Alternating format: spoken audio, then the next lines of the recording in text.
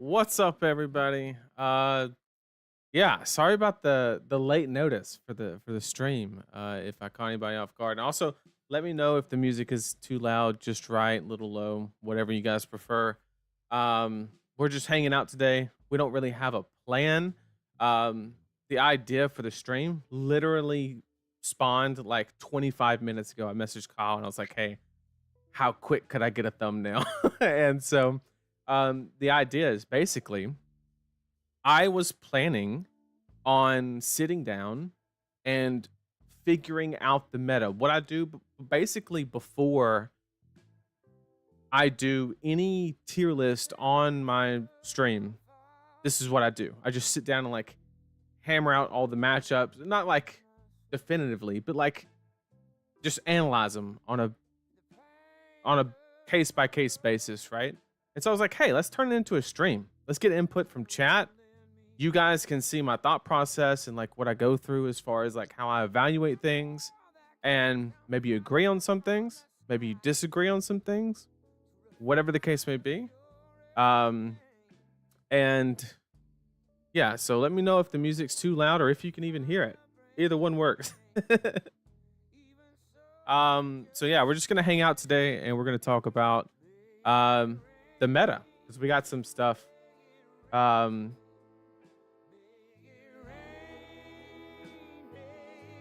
We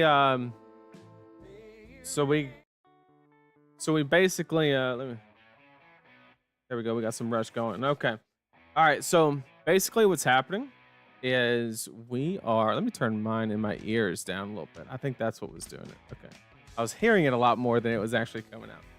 So yeah, this is like the plan. We're just gonna discuss the meta. That's what we're gonna do.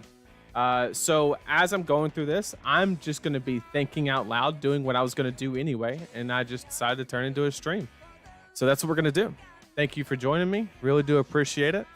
So let's like not waste any time and let's just like hop into it. So let me move this over here. Okay. So we're not making a tier list. This is not what I'm doing here. What I'm doing is I'm presenting ideas and then structuring like, okay, let's talk about like Prism first. So I use this format to say, okay, who has a game plan that is viable into Prism? Right? So you just load up Prism and you say, okay, pretty dog shit into Prism, okay into Prism, auto lose into Prism, auto lose into Prism, and so forth. I'm just using this as a structure to like visualize what I think has a chance into certain things or not. Right? It's kind of like the idea that we're going to use this for. It's not an actual tier list. It's not the point of this. Just thinking out loud here, basically. But once we get done, we then have the ability to make a tier list at the end, and that's something that we might do. We might save that for Wednesday. I'll let you guys decide. What's that sound? Oh man. Okay, so let's go ahead and try and figure out who are the big baddies, right? So basically in the stream that I had last Wednesday, basically what I predicted was that Kasai and Dory would swap places, which is exactly what happened. I thought that Kano was going to stay in hiding because I thought that Prism was going to see an uptick, but this could be like a lag situation where, not the weapon lag, but like actual lag, that the Kanos haven't realized that there's actually going to be that much Prism. So what I'm expecting is Kano to fall next week. So I think that in specific to that hero, I think what I said will come true. It'll just take an extra week to come to realization. I said Azaeri was going to come up. That's what happened. I really expected more from Teklovossen. I know everybody's like surprised that he's up there, but I was expecting even more, to be honest. So, you know, we got some things. We missed a little bit on some things, but overall, I think we did pretty good. I think everybody expected KO at the top. He still does something that's cool, fundamentally strong. Kind of makes sense. So everybody's kind of talking about Prism. So when I sit down and there's like a new meta and I want to like start coming up, formulating a plan on a way to attack the meta, what I like to do is there's a couple matchups where I just do not want it to be like my auto loss matchup. And for this meta, that's going to be Prism. I can take Kano as an auto loss because I think Prism will push some of the Kanos out. But I cannot have I cannot play a deck that just auto loses to Prism because I think Prism's very strong and does something that's very powerful into a lot of the decks in the top here, right? Like Prism's really good into Azalea. It can be kind of dicey against KO, but it's not the worst thing on the planet, right? And then it's amazing into Guardian, and I won't say like Kasai is free by any means because Kasai actually has a solid game plan into it, but I'd say slightly favored. I don't think there's anything. This is free. This is good. And then Katsu's, I think Prism's favored against Katsu. You guys can crucify me for that if you guys want, but like that's personally how I feel. And then Bolton, of course, is an atrocious matchup for Prism. And then Teklo should be a should be a good matchup for Prism. And then any mech is gonna kind of give Prism some trouble due to that high octane card and the ability to kind of just like, you know, clear all the spectra. That's why mech does so good. Okay, so me saying that statement right there says, okay, so mech is viable, right? Because it's good into Prism. So the way that I like to approach this is as I'm talking to myself, presenting that idea, and I come up with, okay, all mechs are good into Prism because of high octane. Well, okay, let's talk about the mechs. Let's just hop straight into the mechs. Let's say, let's take the mechs to court and say, why are they, well, except for Teklovossen, obviously, but why are they not a good pick for the upcoming meta? And I just try to like take a non-biased approach and just disprove somebody that would have that notion, right? That's like my goal.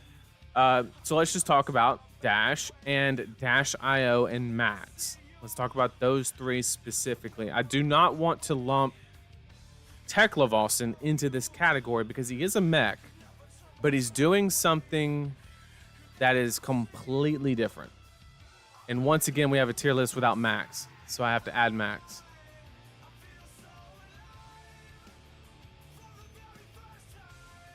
But I got a Max. Boom. We found him. That was quick. Okay. Let me get caught up in chat. Rebuilding Riptide. Awesome. Rush was the first concert I ever saw live. Absolutely. I love that band. What cheers do you want to discuss? Yeah, we're going to dig into it. We're going to try and prove or disprove why mechs are not good. Because they're good into Prism, and that's something that I want to be good into going into the meta. The game's better without Tromai. I mean, that it seems like everybody's coming at the conclusion pretty much. Prism can fatigue Dash, but it's not a great matchup for Prism. Yeah, anything's possible, but Azalea is the main problem for mech. Yeah, I mean that's what we're gonna get into, right? That's what we're gonna break down. Okay, so let's talk about mech and try and come up with a reason on why mech is good or not good or whatever the case may be. Okay, so Prism is like a free matchup that doesn't need to be considered. So I'm just going to layer it where this is a good matchup. This is kind of like 50-50 territory. and then this is like your hard matchup, right? So Azaeri is probably, in regards to these mechs, Azaeri can be kind of rough. So it's either like hard or 60-40 territory. From what I know Kasai can be a little rough. Mech Riptide can be rough. Mech's fine into Viserai. Unless you go OTK, we'll put him in there for that reason.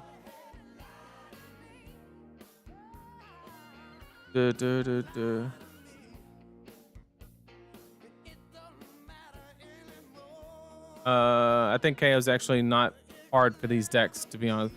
Max, maybe, but these two, I think just raffle stomp KO, if I'm being honest. Unsure about Leviah, so I'm going to put her there. Victor's not as free as it used to be. Kano's free. Oh, we did have a Max. I have him here for no reason. Well, we have two Max now. I didn't see him. Sorry, chat. Prism is good. That's why we put it there in the first place. I think Teklo, maybe. And Dromai's gone. Zori is probably fine.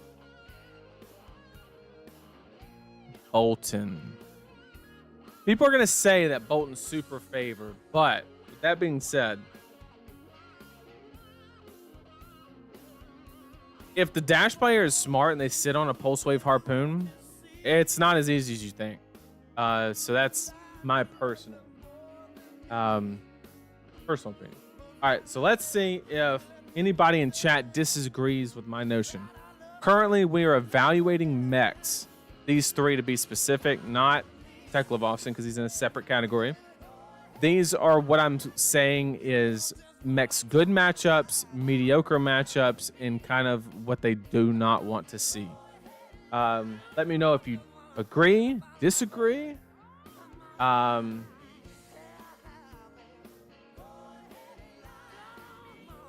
putting mechs as an easy matchup for Riptide is what I'm saying. That's the way we're reading this. These are easy matchups for mech. These are mediocre, and these are hard matchups for mechanologists. Yeah, Riptide is A-okay in the mech. That's a fact. So let's. Mech can't run more Mungers. That's a fact. Teklovossen can. Absolutely. Guardians are free for max. Yep. I could agree with that notion. Mech aggro max does not feel as bad to me as people seem to say. It's just like if he ever gets a decent chunk of the meta share, then people start running Warhorn. There's nothing you can do about it. Dash and Vinner. Yo, what's up, Jason? Good to see you, man. Just doing an impromptu stream out of nowhere with like 20 minutes notice. Just jamming out and just trying to solve this, what I think is one of the most open metas we've ever seen. Just trying to make sense of it and kind of like lock down like, you know, 2 or 3 things to where we can like say, okay, these are like solid heroes that we can invest a decent amount of time into, you know, to prepare for Nats, of course. And this is, of course, before, you know, the new set, Artemisville, but we will see. I think Betsy beats Mex. Is this based off of the inclusion of Rampart and Smashing Good Time, or do you not even need Smashing Good Time? Let me know, Jason. I'm willing to hear you out. Riptide stands. I can.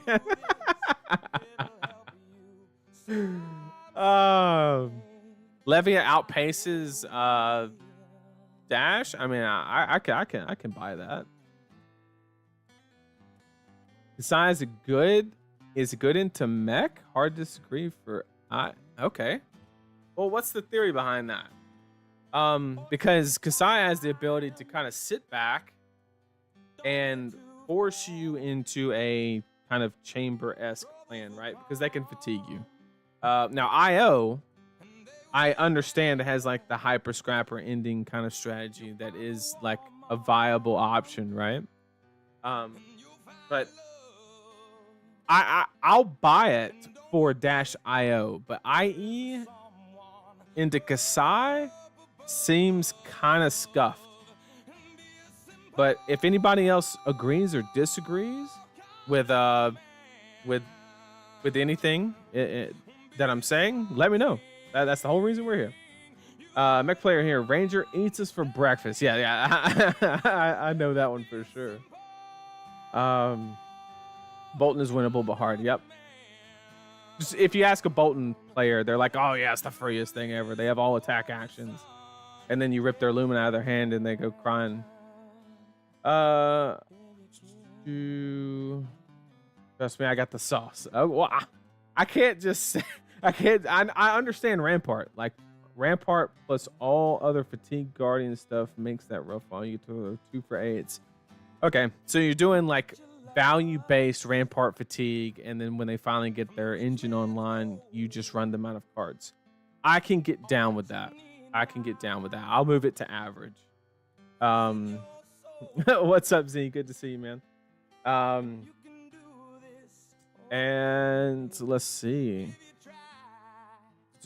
Smash a good time to beat Slab down. Yep. Absolutely. That's something. I ran Smashing Good Time in my Briar deck at the first World Championship, and I ran Creepers in the sideboard.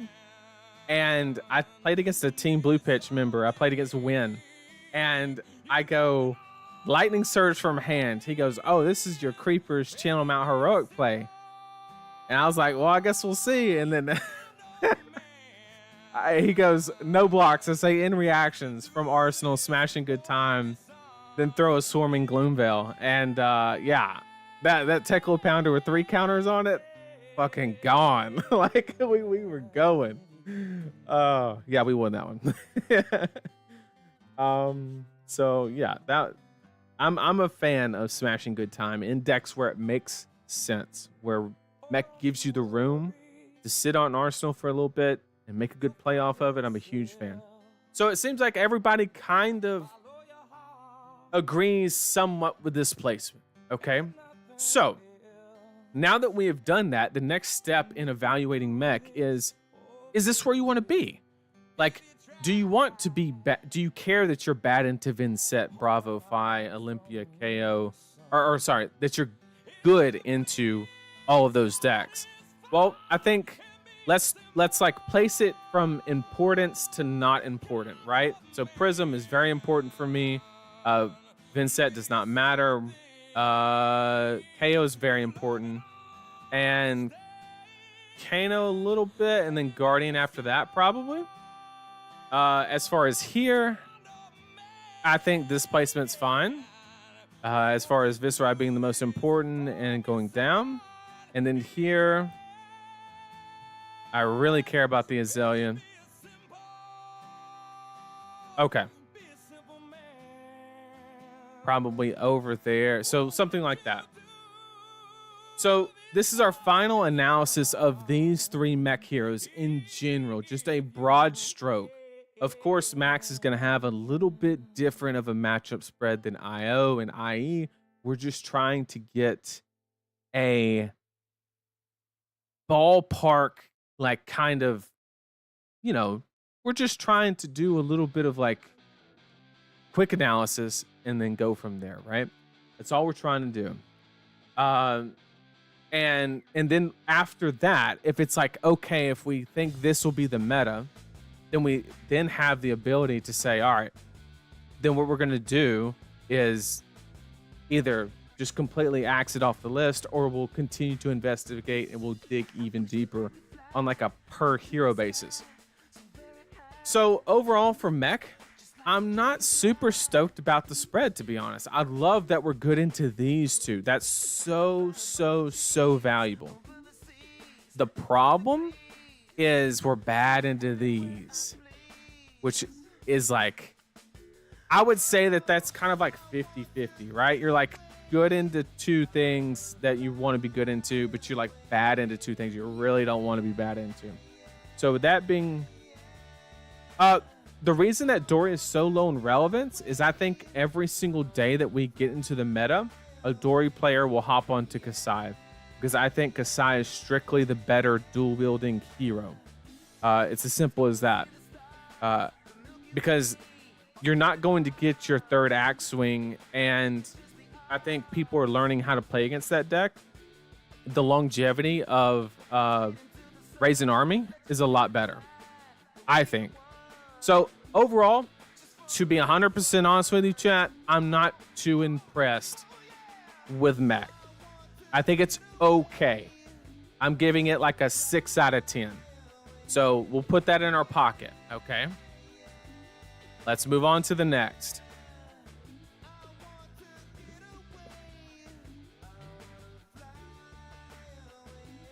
All right. Get all this down. All right, so we went over mech kind of as a whole. So next, let's go ahead and dig into brute. I'm gonna try to do these together. I don't know if it's gonna work though.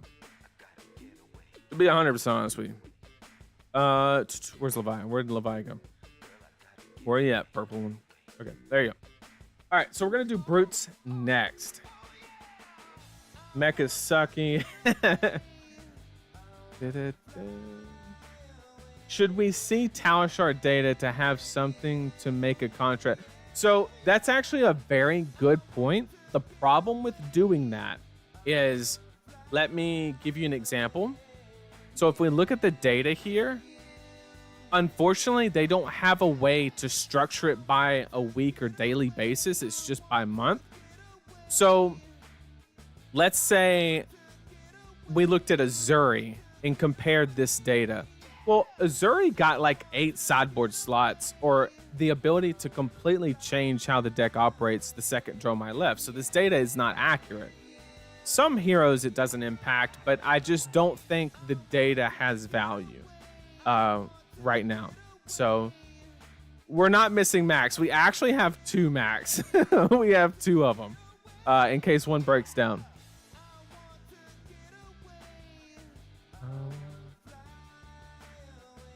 Okay, so too many matches that are not great for mech overall. Yeah, I agree.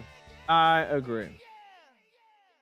Who's got the highest win rate? Dromai. But I know you don't want that. So let's.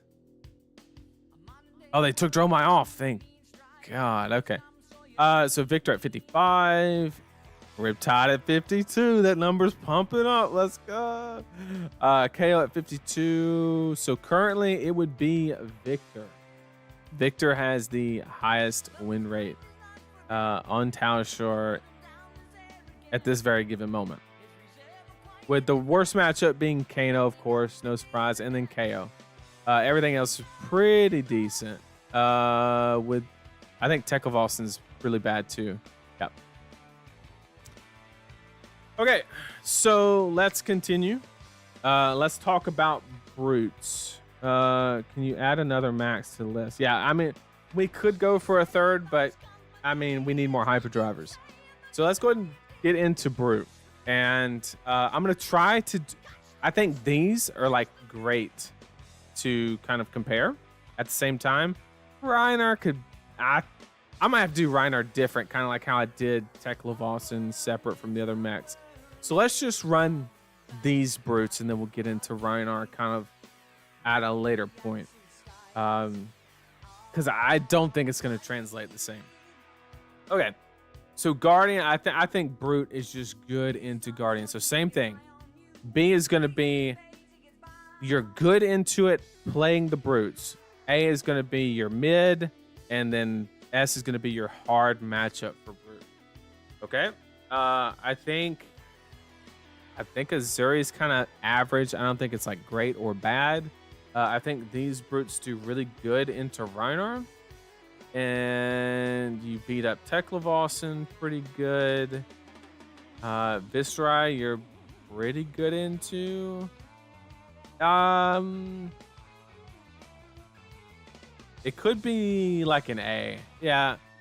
Yeah, because Viserai is slowing down, I think, or doing the turtle, which is a little bit worse into these. So Viserai is going to be like almost B, but we'll throw him in A just out of respect.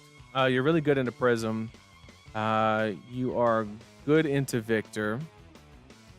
You are good into Max. You are... Katsu can be a little rough. I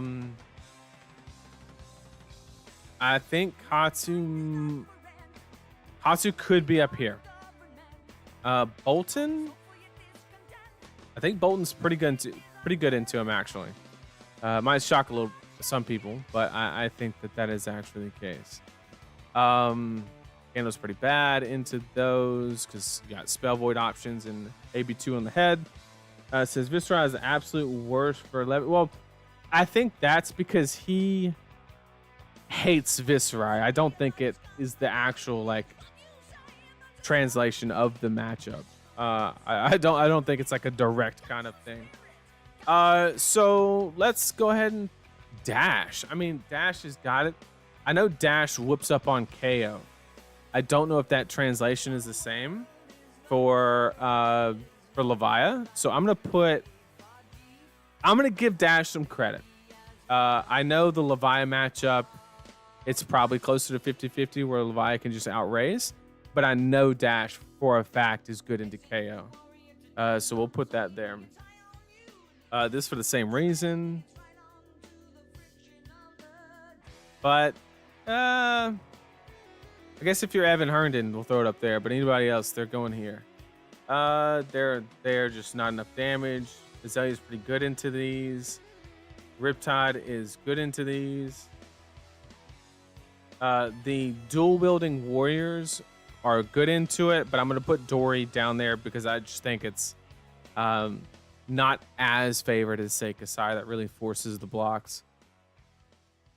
And then these just don't matter, if we're being 100% honest. So this is kind of the matchup spread. Where's Briar, man? If only. So this is the matchup spread for, man, this song. This is the stuff. So we're basically looking at KO and Levia. This is their good matchups that they want to see. These are kind of like the mid matchups, and then this is what they actively do not want to see. Okay, now we're going to do the same thing and arrange it going from left to right as like impact or significance, right? So there's gonna be a lot of Prism, I think. There'll be a lot of Victor, that's pretty important. Teklovossen is important to me personally, because I think we're not done seeing this guy. And the rest kind of don't matter. So far, we're looking like really good. We're looking really good. Well, I mean, we have a lot of good matchups. So here, I really don't want to be bad into Azalea and Kasai. Those are the two that scare me.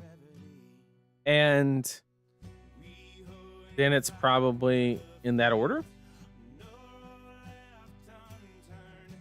Then here it's probably probably stays.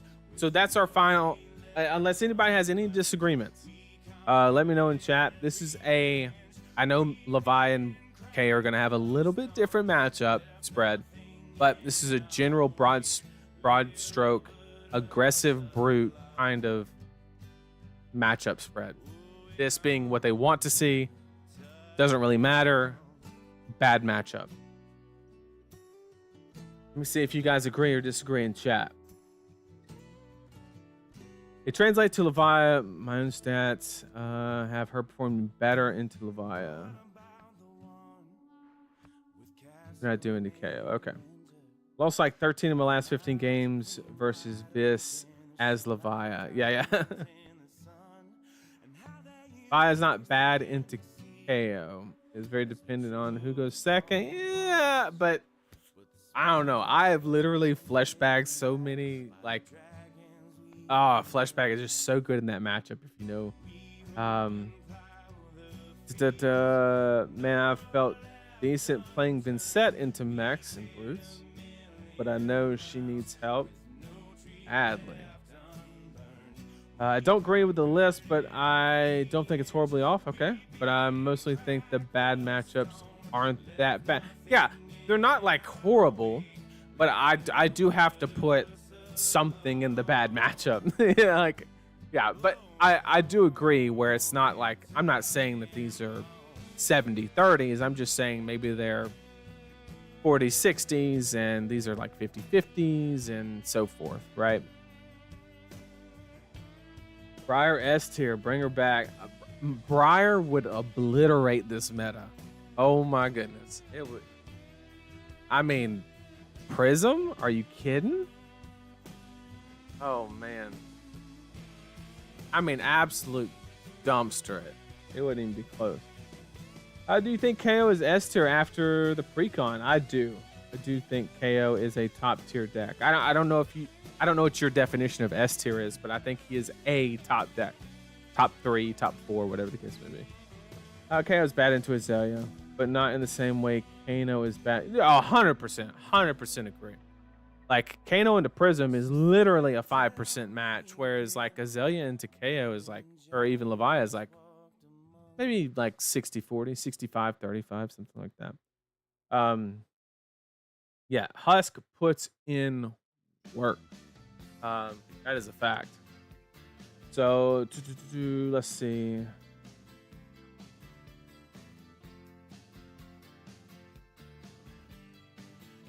All right, thoughts on Prism now? Yeah, I think Prism's great. And I think a lot of people are starting to realize I've been putting Prism in the A tier in all my tier lists ever since the weapon came out. Just putting that on the record. Heard it here first. It's just finally being realized. So I think this is the final spot on where we'll have everything. And with that being said, is this something that we like to see? I like being good into Prism. I like being good into Victor. I like being good into Kano and Teklovossen. Those are really good. As far as being bad into, we're having the same spot with Mech here. Okay, between Azalea and Kasai. Okay, so it looks like we have, I mean, call me crazy, but does this not look very close to the Mech spread where you're bad into exactly Kasai and Azalea? And you got like a little bit of difference, but like, I don't know. It feels very close. So I'm giving this matchup spread for these two brutes probably like a 7 out of 10, maybe a tad bit better than Mech, but not like, I'm not locking it in as a contender yet, but it's a solid matchup spread. So let's go ahead and reset and let's talk about Warriors.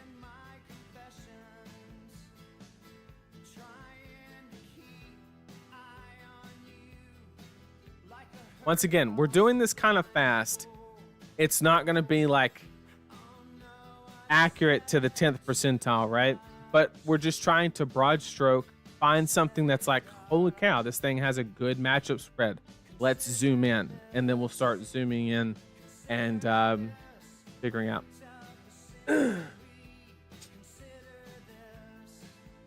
For anyone joining here as in C tier or being evaluated, yes, thank you. Thank you for putting that in chat. I appreciate it.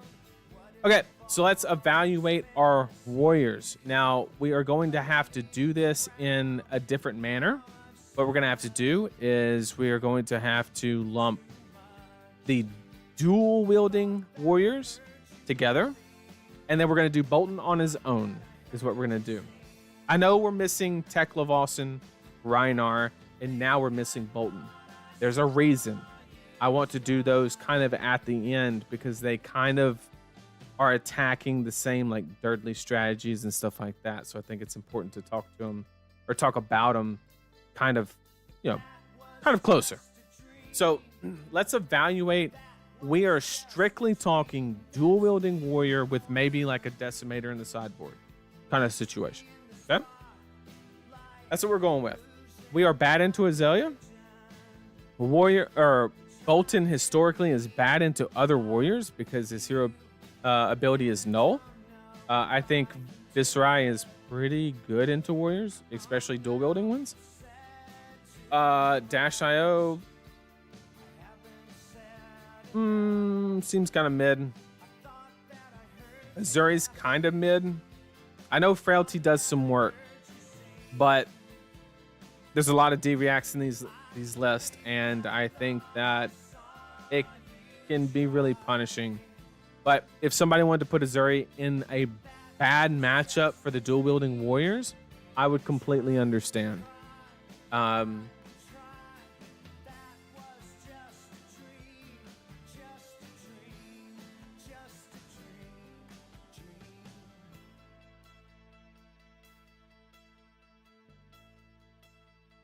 You guys notice a trend on Riptide? I'm just saying. I'm just saying. Riptide dumpsters dual wielding warriors. I don't know if you guys knew that. Kano is a bad matchup for these decks. Horrible. Oh, it's so horrible. Max can be a little rough too. Max, we could put Max up here because you just don't have enough pressure to really like force him out of the transformation, and then you just get blown out. So this one's kind of interchangeable.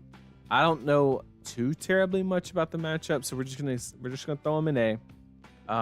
Because I think Betsy can fatigue. I don't know how reliable that strategy is, and it probably works better on these two, but not so much Kasai. Reinhardt's probably a bad matchup for the dual wielding warriors. It actually depends on how defensively they're slanted. The more aggressive they're slanted, the better this matchup. So take that as like, grain of salt. Azalea goes in the middle. Warriors have many defensive options and can grind Azalea down. Yeah, but I don't know. I've played some Warrior, and if I sat across from Azalea, I would not be happy. I would... Bro, Riptide has the spread. You're about to see it. I'm telling you. It's got the spread. So basically what we're looking at, just in case you joined in the past couple minutes, these are the heroes that we are evaluating. This is their good matchup, mid matchup, and bad matchup. It's kind of how we're evaluating it. KO is a good matchup. Levi is kind of mid. Teklovossen into the Warriors. I actually don't know. I don't know the answer to that question.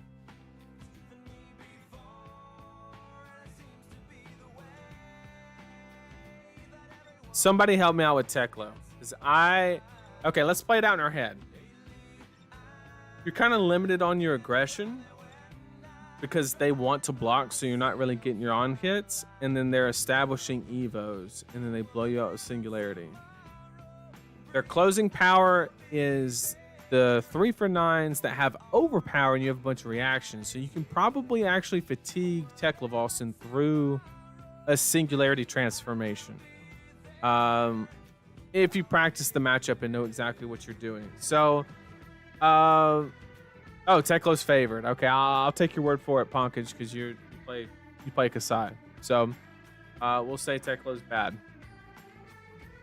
Okay, everybody's saying that. Okay. Kasai is very favored into Victor. I'm gonna have to disagree with that. Because you basically hit every trounce on the planet. I don't think it's like amazingly favored, but I do think that I feel comfortable playing Victor into a dual wield warrior.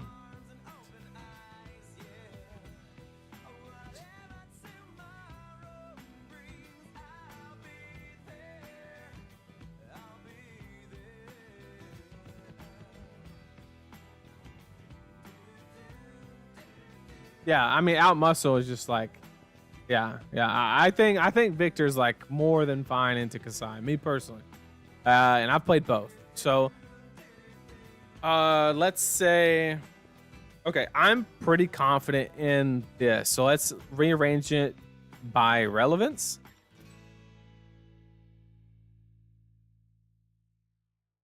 Rest of this doesn't matter.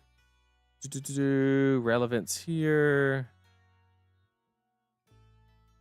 relevance here.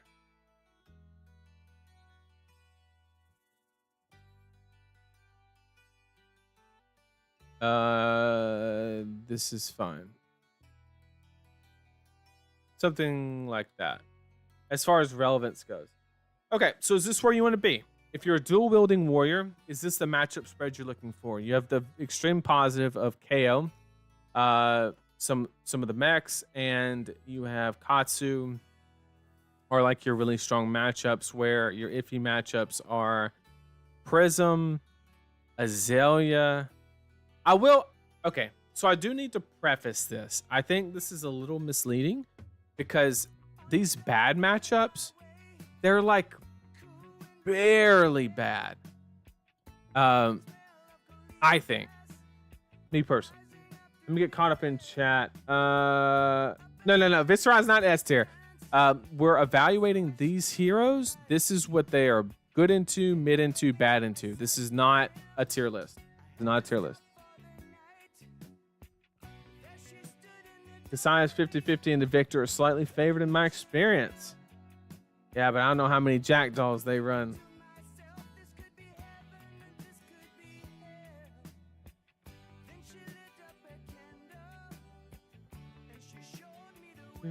Yeah, this is not a tier list. This is not a tier list. Okay. So, dude, I don't think Prism's that bad for Kasai specifically. So maybe I'm willing to concede that point. Bad. I'm sticking with bad. I'm sticking with slightly bad. All right, I'm locking this in for dual wielding warrior. So you're good into this. Is this where you want to be? Do you want to be good into just KO and maybe a little bit of Katsu in some fringe decks, but be mid into... It seems like most of the meta representation is here and here with just KO, which KO is a good deck to be good into, don't get me wrong. I don't know. I'm giving this like a 5 out of 10, 6 out of 10 kind of situation. So not too impressed with the dual wielding warrior situation.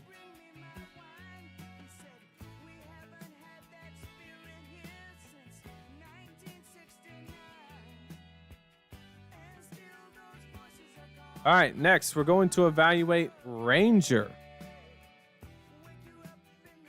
Can we do these together? I think we can. I think we can do these together.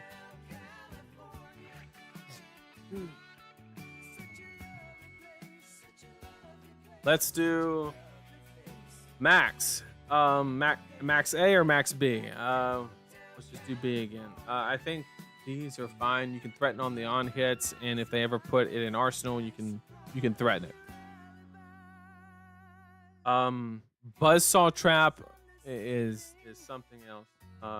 Well, not against Max, but you do have the ability to collapsing trap while they're trying to make their hyperdrivers, and you can be very disruptive. Yeah, I think the trap impact's going to throw this off. So let's just do Azaeri. I'm starting to realize that just on the first one. Azaeri is fine into Reinhardt. I think she's good into Kano. I think she's bad into Fatigue Betsy.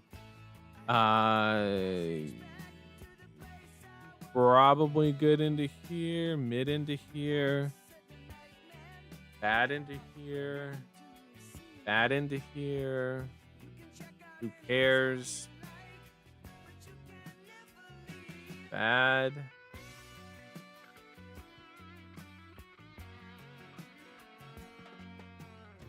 Holy shit. Holy shit. Holy. I mean, Katsu is kind of like, I don't know, it scares the shit out of me, to be honest with you.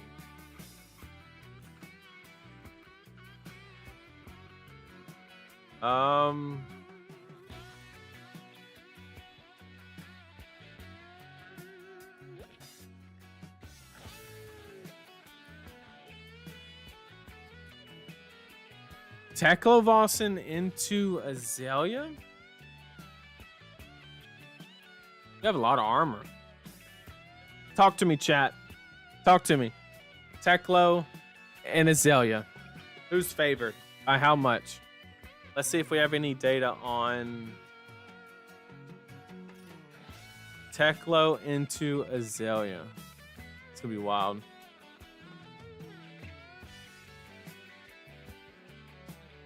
Slightly unfavored for Teklo, but close to 50-50. Ah. Okay. I'm fine putting it like in the middle. Yeah, 50-50. That sounds fair. Okay, let's order in relevance. Assuming that we're okay with this. I love being good into Kasai. Love being good into...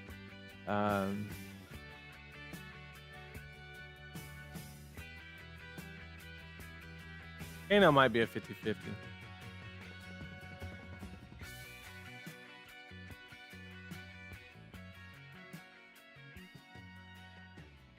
Reorder these.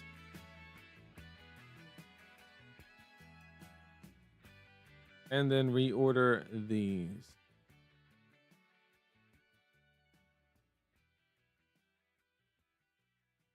Okay. So, assuming that everybody kind of thinks that this is a fine. So once again, if you're joining me, we're evaluating Azalea. Whoever is in the C tier, that's who we're evaluating. This is what they're good into. This is what they're mid into. This is what they're bad into. This is your song, Jason. This is it. All right. So this is a really good spread. To only be bad into Prism, Victor, and then some like cringe, fatigue, / Riptide and Azaeri. I think this is a really good spread. You're good into like these decks, you know. I'm giving this like an 8 out of 10, maybe even a 9 out of 10. I think this. I wish it wasn't so bad into Prism. I don't know if there's any tech that can be incorporated to help that matchup.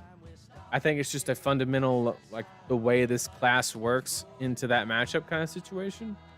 I know people are going to start saying Murkmire, and it is a good arrow, don't get me wrong, but I don't think it's enough to like flip the matchup by any means. So, Azalea is looking solid is my conclusion so far. So that is like our first, like, that's a real contender on should you be playing it. So let's go ahead and do Riptide. Let's just swap. Let's do Riptide real quick because that's what everybody is here for, right? Let's see the spread on Riptide. Okay, Azalea is pretty good. I won't say it's amazing, but if you draw a Buzzsaw, you usually win. And you have enough traps to like kind of, you know, two-step a lot of the big disruption, and you have the ability to, if you ever get render ledgered, you have the ability to play your traps out, get your arrow into arsenal, and then just fire it on your turn instead of getting hit by the whole activate your bow. That's your only action. So you have some play there. You're a little bit better into Prism actually than Azalea because you're not investing everything on one arrow. You can play a pump, fire an arrow, play a pump, fire another arrow, right? And you can and Tar Pit, like Ponkage said, is amazing into the heralds because they don't go to soul. You have the ability to like full block the first one, and whatever they send after doesn't matter. Like you literally, like, you're good. Like Tar Pit Trap is insane. Also, the ping damage will trigger ward on the traps. So I'm not gonna go anywhere near saying Riptide is favored into Prism. I'm not that crazy, but I think it's like okay. I'm not excited to see it, but we can make it work. I think Levi is favored. This is a bad matchup. This is a fine matchup. Believe it or not. These are your bad matchups. You're good into this. Kano's a little rough, but it's not like the worst. Teklovossen's bad. You're Katsu is literally free. So who do we need to move into A tier? Or we need to evaluate this line. Fine. That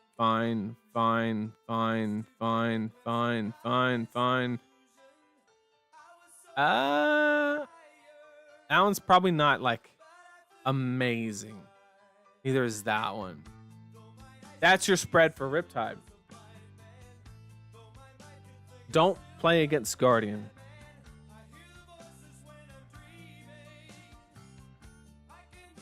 You think this is a bad matchup for Riptide?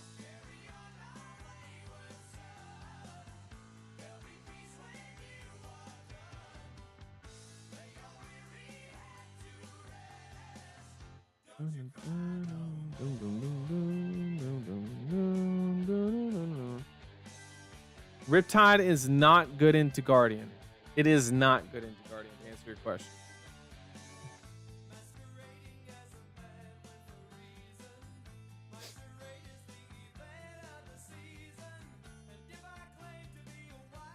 Oh, KO. Yeah, we completely missed him. He's favorable for Riptide. Because if you think about it, might and agility trigger every single trap. Every single trap. So even if like you gave the benefit of the doubt and like did that, I think this is a very good spread. Once again, this is not a tier list. The hero in C is the one we were evaluating. The B tier is their good matchup.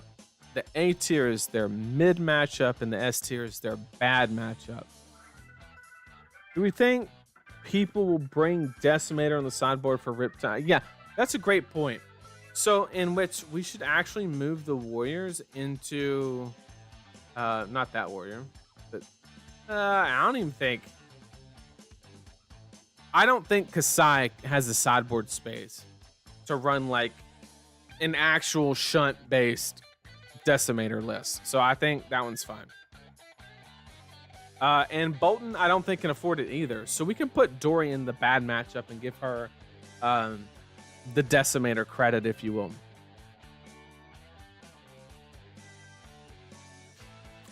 Decimator is not easy. I think Decimator, if the person knows what they are doing and their deck is not built like shit with like 30 D reacts, then I think it's actually favored for Decimator.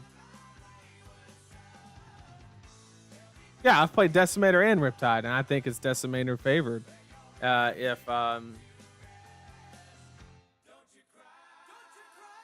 No, bro, this is not a tier list. This is not a tier list. Oh, this was a bad idea. Okay. I got it. You're busting my balls for losing that one match. I got you. Yeah, this is not a tier list. Not a tier list. Okay. So, Riptide's got a pretty good matchup spread. We are good into all these heroes, mid into Prism, and bad into these heroes. But these heroes just aren't going to make up like a large representation of the meta, right? Like these are your two most represented here, probably. Something like that. Like, I don't know. I think that this sucks and this sucks, but like the rest of it's actually... I think Riptide's got one of the best matchup spreads we've seen so far.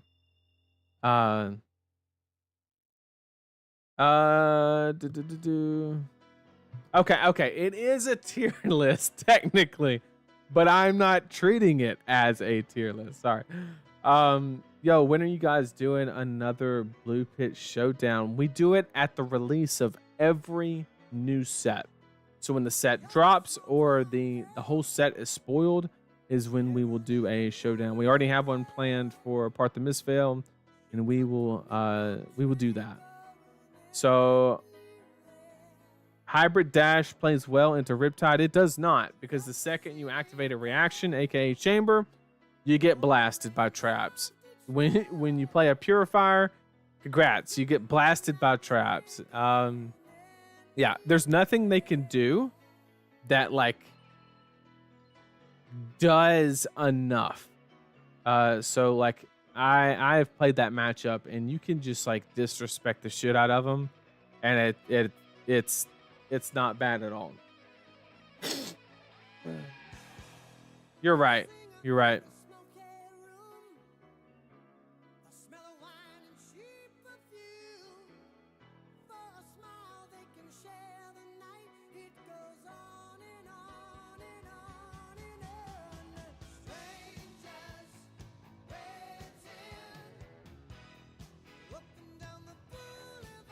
Okay, is that better?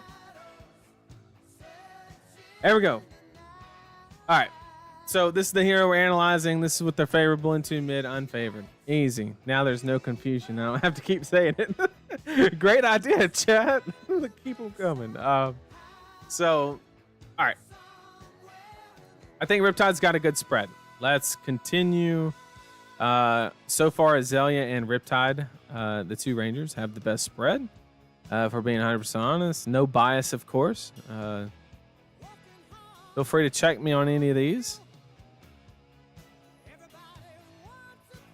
Okay. Now we get to look at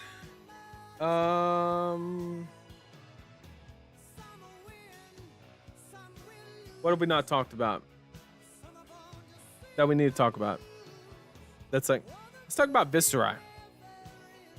Okay, I am going to assume that people have abandoned aggro Viserai and either went Turtle Burst or OTK, which I think is the correct move. Let's go ahead and look at the spread. I think Prism is mid to unfavorable, somewhere in there.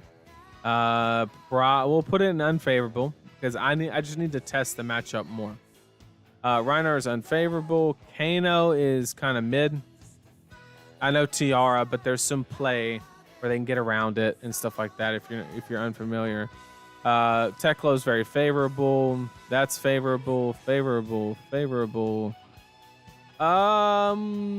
Against the slower stuff, I think this is favored. Mid,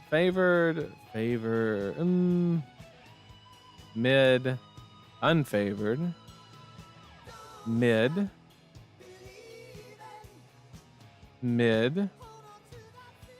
favored. You have a lot of D-reacts. Unfavored. Favored. A little weird. You're favored. Probably favored. Favored. Mid. All right. I think that is my placement for OTK / Turtle Burst Viserai. Okay. Where you have your unfavorable being Prism and Azalea are like the ones to note, right? Then you have Katsu as well. Kind of as like a sidebar. These two, I don't think it'll be enough meta share to actually like consider it, right? This one's extremely important, followed by these. Okay, and then this one, that's a big win, being favorable into Victor, and then being favored into Kasai. It's great. Teklo is a good one to be favored into. Levia.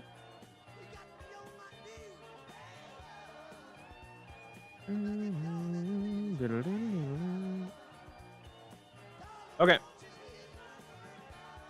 So being good into these heroes is actually pretty good. Only being bad into these two. And this is your worst one by far. So maybe it's a matter of like prevention or Big D reacts like unmovable being included to hedge up the Azaeri matchup. That could not be enough. There's no telling. And then maybe there's some tech that could be included to help the Prism matchup.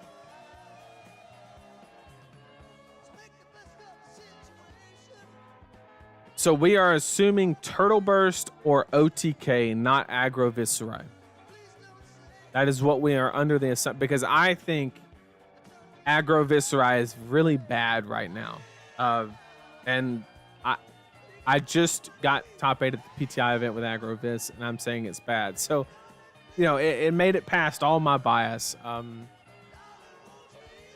mean, if you were to flip this, like, this matchup is like, all you do is you move Prism to like here, but then you make this a bad matchup. You make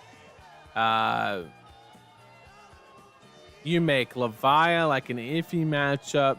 You just turn a lot of matches into like what were just solid, completely winnable almost, to like you add variance to the matchup, which is not where you want to be. Good dash IOs beat Turtle Vis. There isn't enough disruption beyond Command and Conquer. I don't know what what Turtle Viserai is running Command and Conquer, but sure. Yes, I'm evaluating Turtle Viserai. Yep. Everybody, don't forget to bring your pillows to your local Quest Snooze. The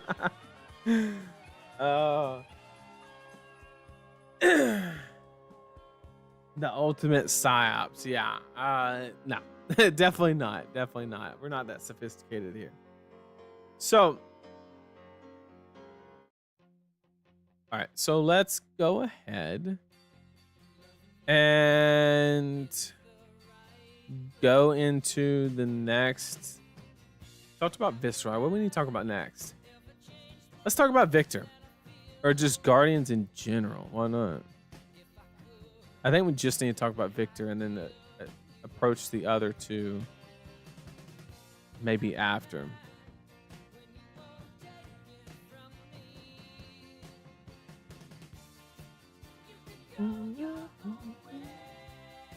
All right. Raiden Bolton is admittedly hard. I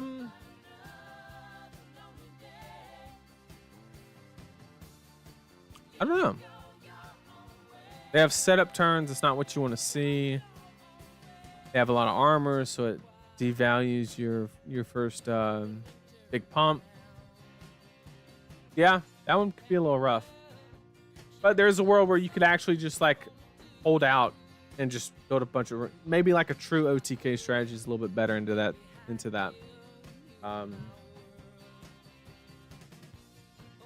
gonna be on Agrovis. I will not be. I will not be. Okay, so let's do Victor and let's analyze it. Reinar can be a little rough for Victor, but we'll put him in the mid category. Max is unfavorable. I'm gonna say Prism is oh so slightly unfavored. Not a lot, but a little bit. And then if you run into Iris, you just auto lose. I think you're favorable into Bravo, maybe. Supposed to be favorable into Azalea, but when I played Brody, it sure didn't feel like it. Of course, you just auto lose that matchup. You're unfavorable there. You're favorable there. I think Dash is kind of okay, but could potentially be actually favored with the inclusion of a Rampart.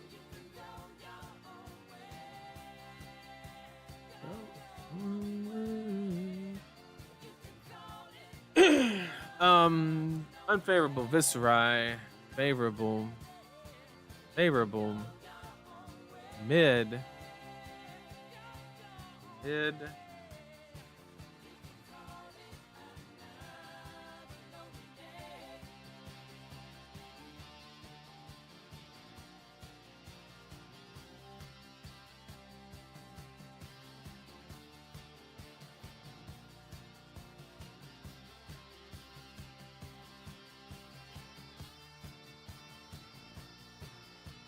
What do we think about Victor into Leviah, chat? What do we think?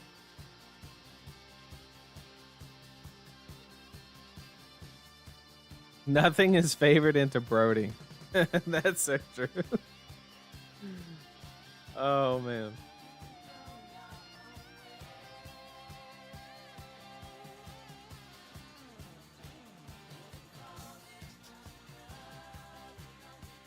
What do we think about Victor into Leviah?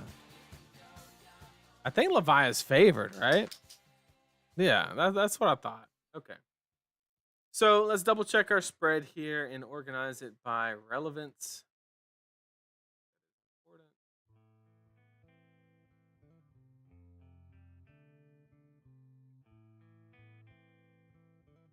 Something like that. Just do that here.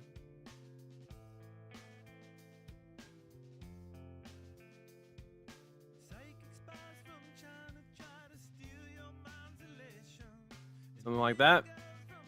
Okay. Is this where you want to be in the format? Do you want to be unfavorable into KO, Leviah, Teklovossen, Viserai, and Prism? Be mid into Kasai? Well, I think, me personally, I think Kasai is favored for Victor. So let's change that real quick.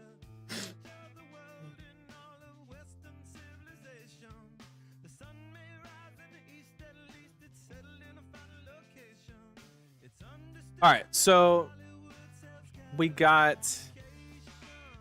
Sorry, I'm leaning out of the camera. So we got your favorite into Azalea, Kasai, Katsu, and the dashes in Riptide, which is a pretty decent spot to be in. The problem is you're unfavored into KO, Prism, Leviah, Teklo, and Viserai, which is, I don't know, that's a good chunk. It's a good chunk, chat.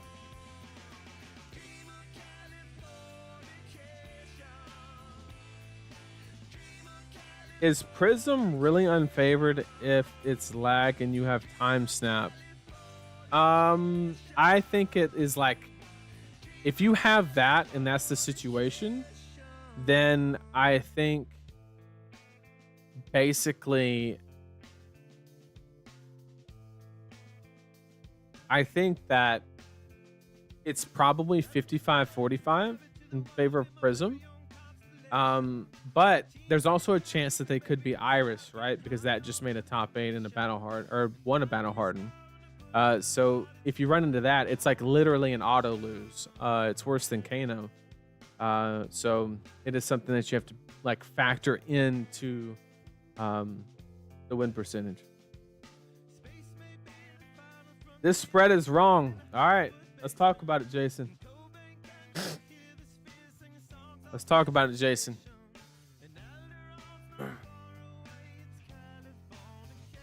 What are we disagreeing with? I caught the Kasai. I caught that one. Monday stream. Gee, good to see you. We just like we had an impromptu kind of situation. I was like, I feel like streaming, because I was gonna sit down and kind of like try and solve the meta, if you will, just kind of like brainstorm on it. I was like, I'm just gonna talk out loud on stream and see if people enjoy it. So good to have you here. Congrats on the taking down the Star Wars 5K. Congrats on that. I saw that.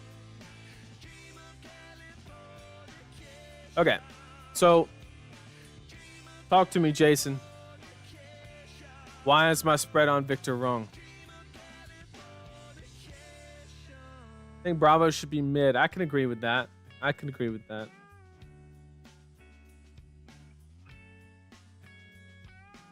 think Olympia's unfavored.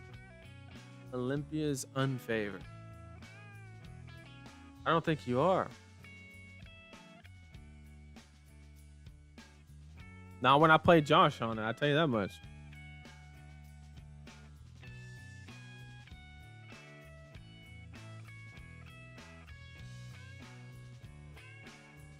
Yeah, I also don't agree with the spread. Okay, well, let's talk about the spread. All right. Prism and Leviah are fine. Okay, So, like I said, I think the Prism matchup is ever so slightly unfavored. So I mean, fine. If we want to be like, kind of nitpicky on that, we'll call it mid. That's fair. Levia, I mean, we have to go in with the assumption of a top tier Levia, and I really don't think that that matchup is like, So for Viserai, we are assuming OTK, which is, I know it for a fact, is really good into Victor. And then for Bolton, obviously Sabers is going to dumpster you, but even Raiden is not where you want to be, right? Because you're blocking with a lot of attack action cards, and yeah, Alias is good. All right, so let's say that that's mid.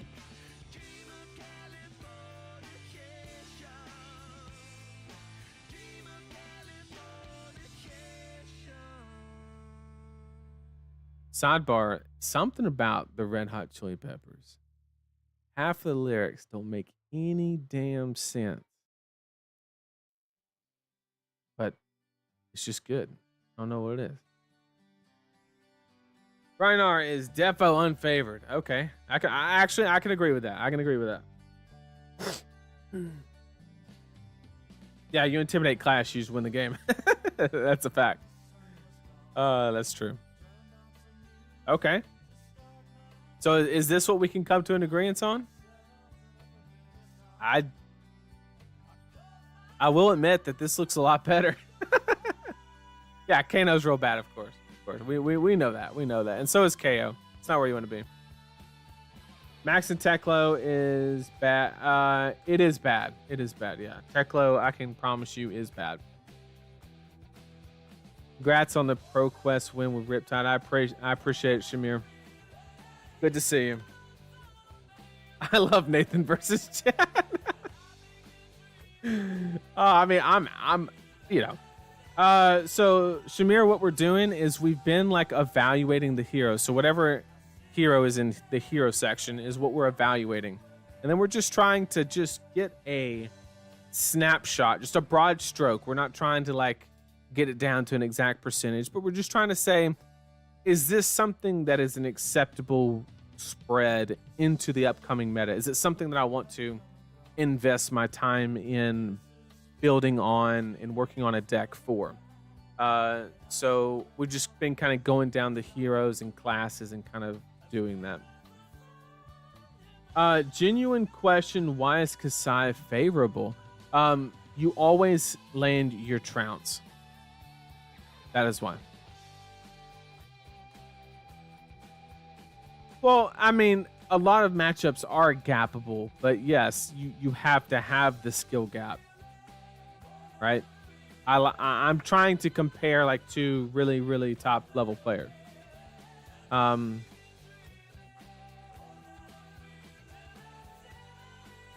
don't think Kasai is like free by any means. Don't get me wrong, but I think that it is favored for Victor. Probably like 60-40 is what I would put it at. All right, so this spread is actually okay. I would probably say that this is the third best spread that we've seen. Maybe even tied with the Rangers, if I'm being honest. Which is shocking. I don't know. I'm going to have to reevaluate this. I don't know. I'm just so unsure about this mid row. I just don't know. And then if Victor runs into Fatigue Betsy, what does that look like? Like, I don't know. I don't mean skill gap. I mean, like, matchups differ a lot. Rep understand. Oh, yeah, of course. Of course. D tier is where they go in between. Did you make a KO meta already? Yeah, I already did one for KO and Levi. I did them at the same time. Reinhardt is never unfavored, but my fingers are...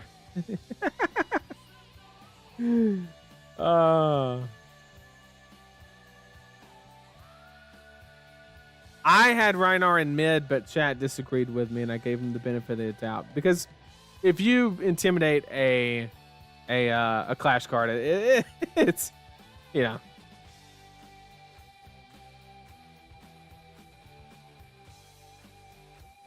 We know what happens if you play Guardian, Nathan. Yeah, we know. But either way, I don't think Reinar is going to be the make or break decision on picking the deck. So we could put it wherever. Since we're on the both sides, we'll just throw it back in mid all today. So overall, pretty decent matchup spread for Victor. Let's go ahead and move on. We spent a lot of time on Victor. Let's throw Katsu up there. I think he's worth talking about for sure.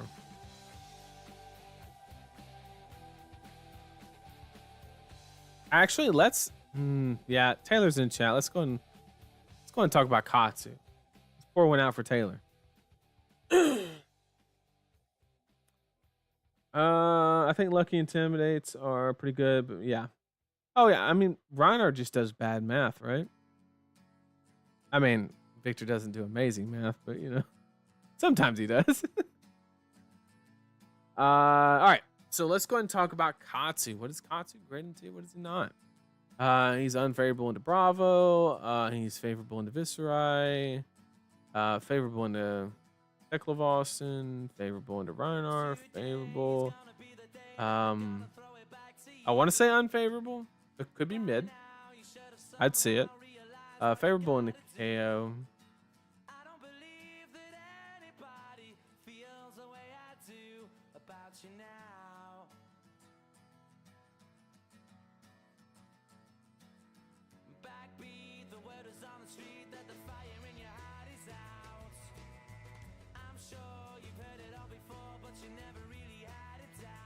Sorry, I'm just thinking while I do this chat. Sorry.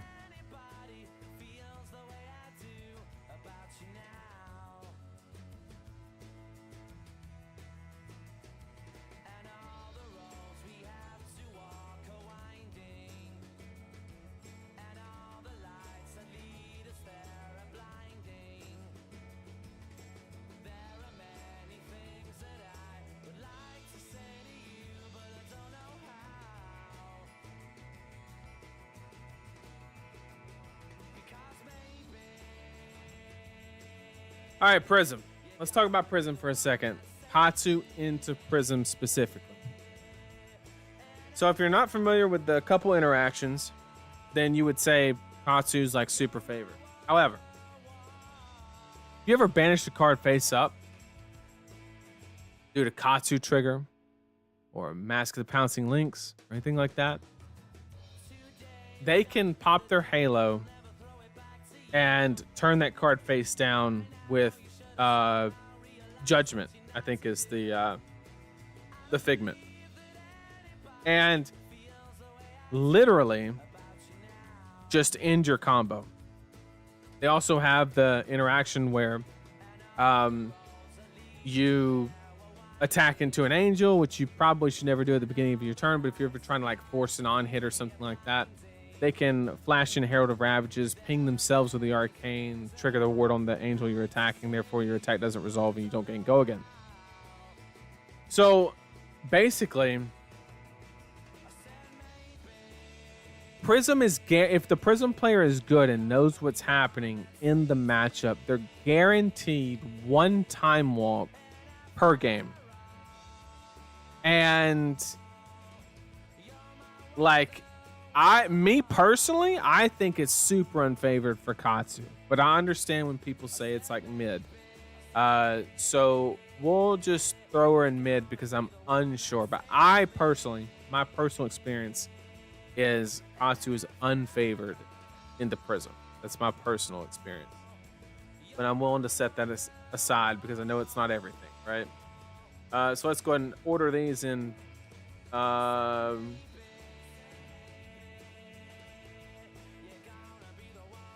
Is Taylor in the chat still?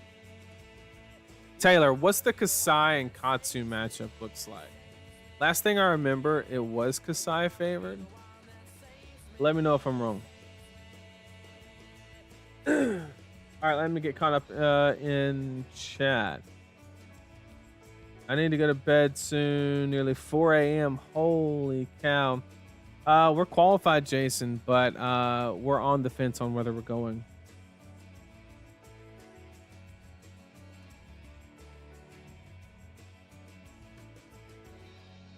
I think whoever goes second has the advantage. I'd personally agree it's unfavored. Yep. Yep. Warriors good into Katsu. Okay. So we'll keep it there. So this matchup spread is not what I want to see. I do not want to be bad into these three decks. I just see that right off the rip. That's not something that I would be okay with, me personally. So, like, everything that you're good into, with the exception of KO and maybe Viserai and Teklo, like, doesn't really matter. Yeah, I went over the shut down the banish card. Yep. Katsu is favored into Kasai.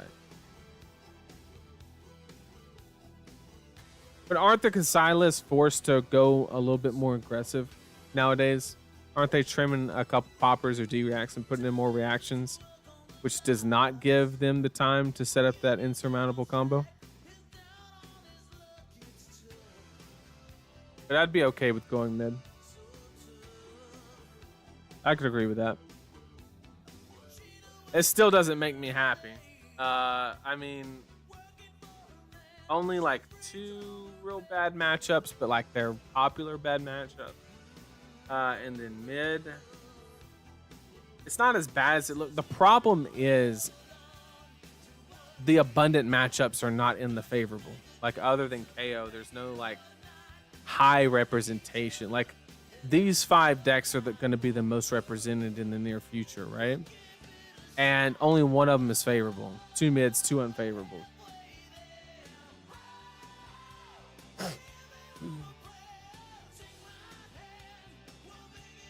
Who think mech has potential in the new meta? We did a matchup spread on mech and it did not look good.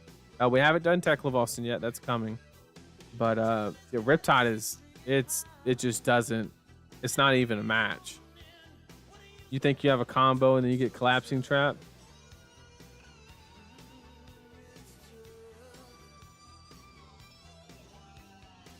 Okay. So I would say Katsu's pretty mid, to be honest. I don't think it warrants any like heavy investigation. So far, off of our analysis so far, out of what we've done, we've came up with Ranger and Victor are like worth looking into. And we've looked into the brutes, we've looked into some of the mechs. I want to go ahead and do Teklovossen to finish out the mech. Let's go and do that. Teklovossen's favorable into Riptide. Favorable. Probably favorable. Favorable. Probably unfavorable. I'm going to put mid for Prism. So there is one interaction that's very important for the Prism player to know.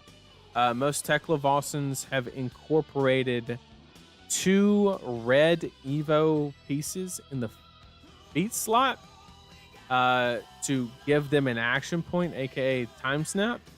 And the idea, they're actually running 2 because if they ran 1 and you could banish it with Figment of Judgment, so they run 2, let it sit there. If you try to execute the ALS loop, they equip it, get the action point, and go. Is the idea. So be wary of that. That's why I'm gonna call that matchup mid. I don't think it's particularly great for either person. Kasai and Teklovossen, what are we looking at? I don't actually know how to evaluate that matchup. Favorable for Teklo. Got it. Okay. Easy. Should not do well into max. He should get free agency to line up a high octane and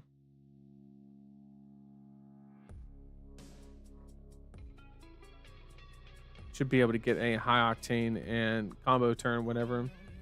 So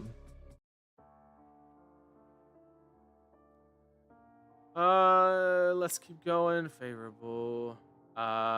Super unfavored. Unfavored. Fine. Probably not fine. Intimidates a bitch.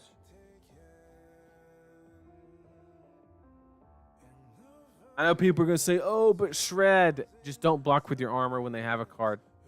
It's not that fucking hard. Unfavorable.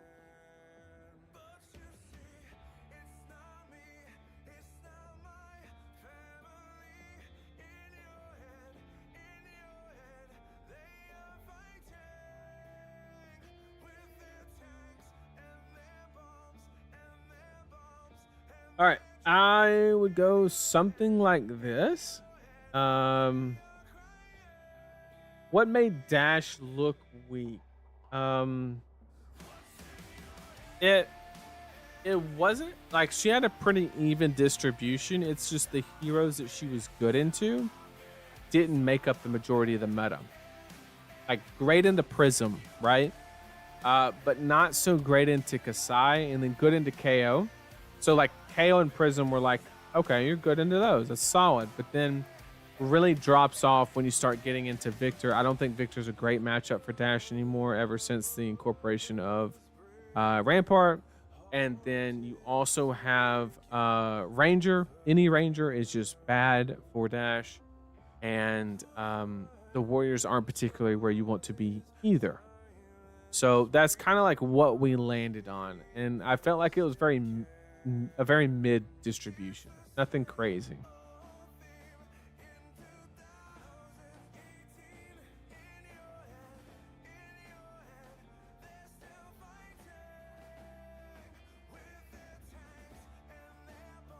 Thought she performed well into week 1. Besides Droma, it seems like her Warrior matchup is toughest. Yeah, I mean it's really Victor, Warrior, and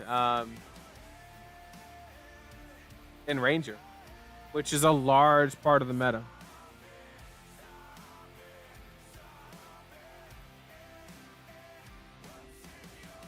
Dash IE could beat Oldham with Rampart.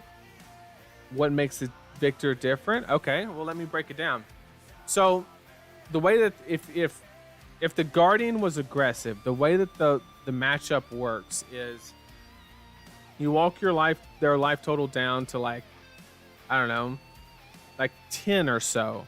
We fast forward, their life's at 10. Victor sits, or the Guardian player would sit at like 20, 25, and you have like your setup, right? And you have like 20, maybe 20 cards left in your deck as the Dash player, maybe even a little less. Of course, all blues. And then you just start grinding them out, right?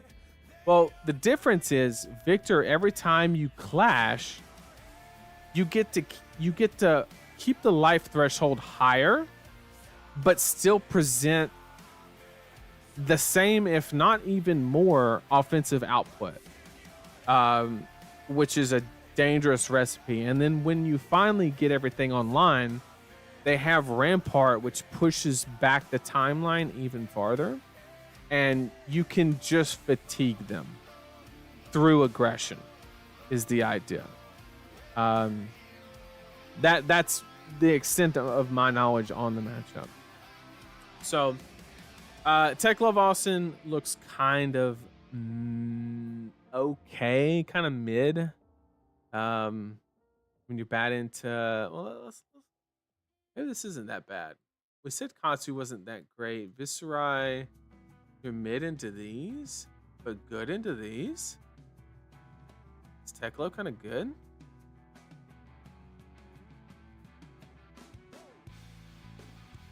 Let me double check the Azalea Teklo matchup.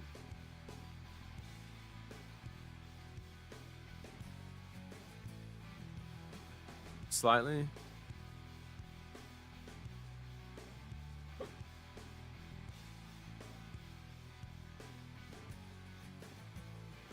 So it's basically an even distribution favoring the favorable.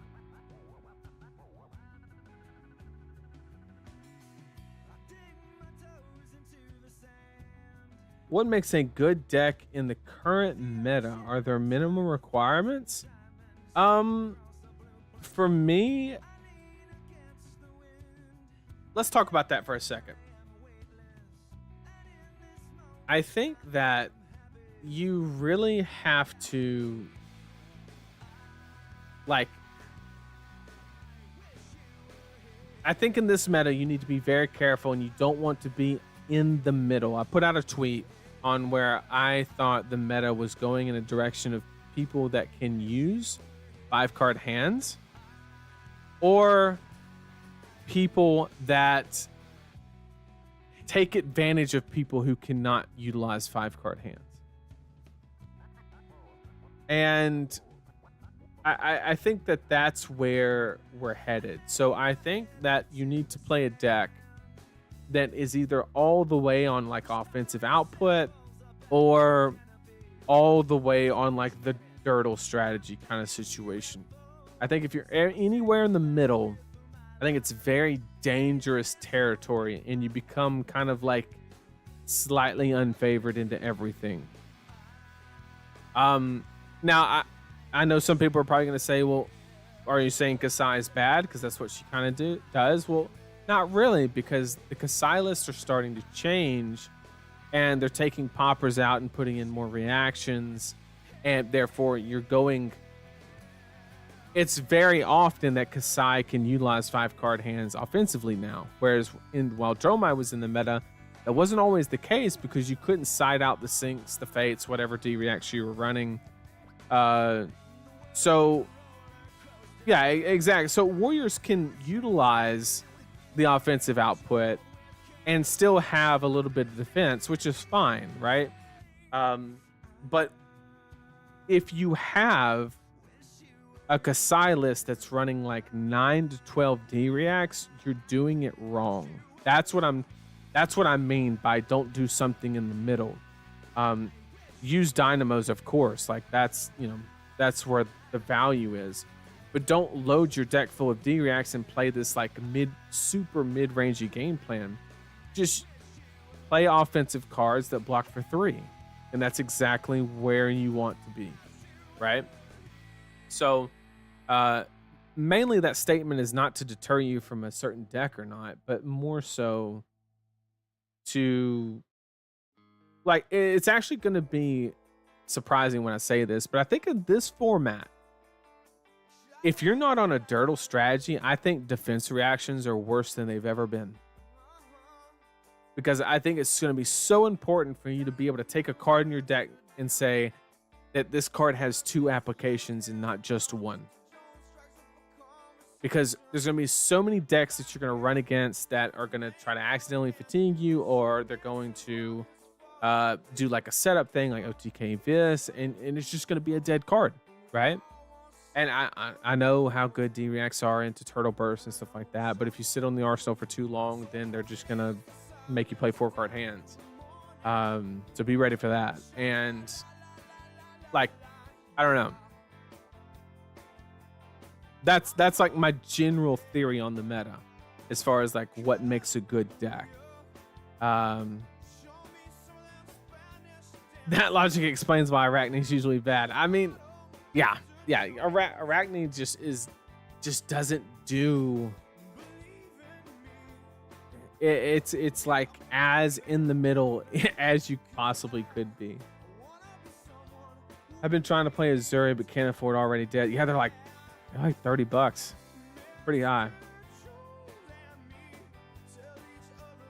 Okay, so Teklovossen's looking pretty good. I'm not gonna lie.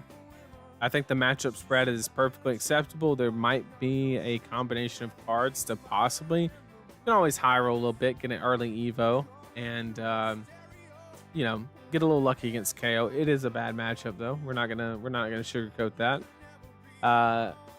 Well, we can do Kano next, but I don't think you're gonna want to see it.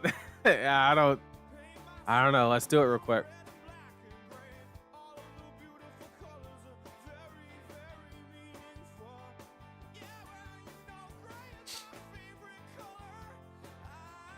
All right, let's talk about Kano.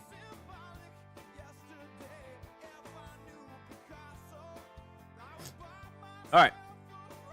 Kano, mid into Viserai. Unfavorable / mid into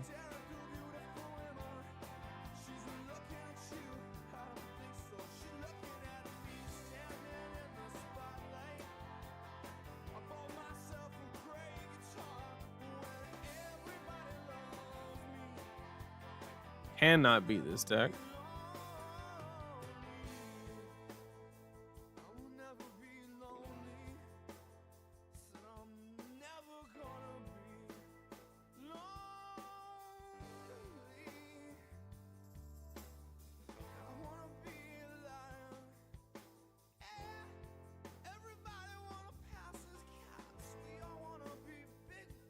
All right, that's my placement for Kano. Oh, everything favored except Prism, Katsu, and Dash. So I got that part right. I got those. Now, Julian, I know we got. I know there's the stacking and everything for KO, but correct me if I'm wrong. It is a strategy that works, but a lot of the time, don't they just push enough damage to get over before you get to the stack? Because I know they have the Spell Void, AB3, whatever situation going. Or am I just out to lunch?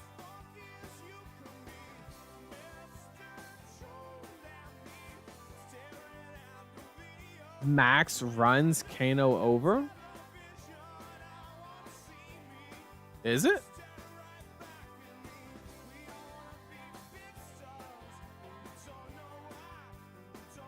Boost his face. I mean, yeah, hyperdrivers are a thing. I guess yeah, and it triggers on the first attack.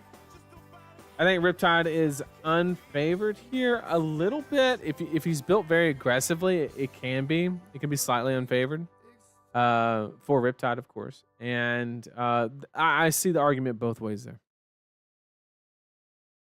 They can high roll for sure. If you both draw average hands, you get there. Okay, that's interesting.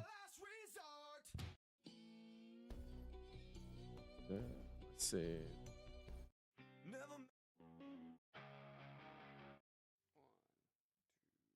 Okay, so Vincent also, I don't know. What's up, DM? Good to have you. We are just analyzing the meta, going hero by our class hero. We're putting the hero here and kind of like trying to get a visual idea on what their matchup spread looks like. Is kind of what we're trying to accomplish. This is not like a tier list by any means, although we're using the tier list maker as a tool, if you will. So yeah, running Cast Bones into Kano is so bad. Just tell the Kano player how many blues you're drawing next turn.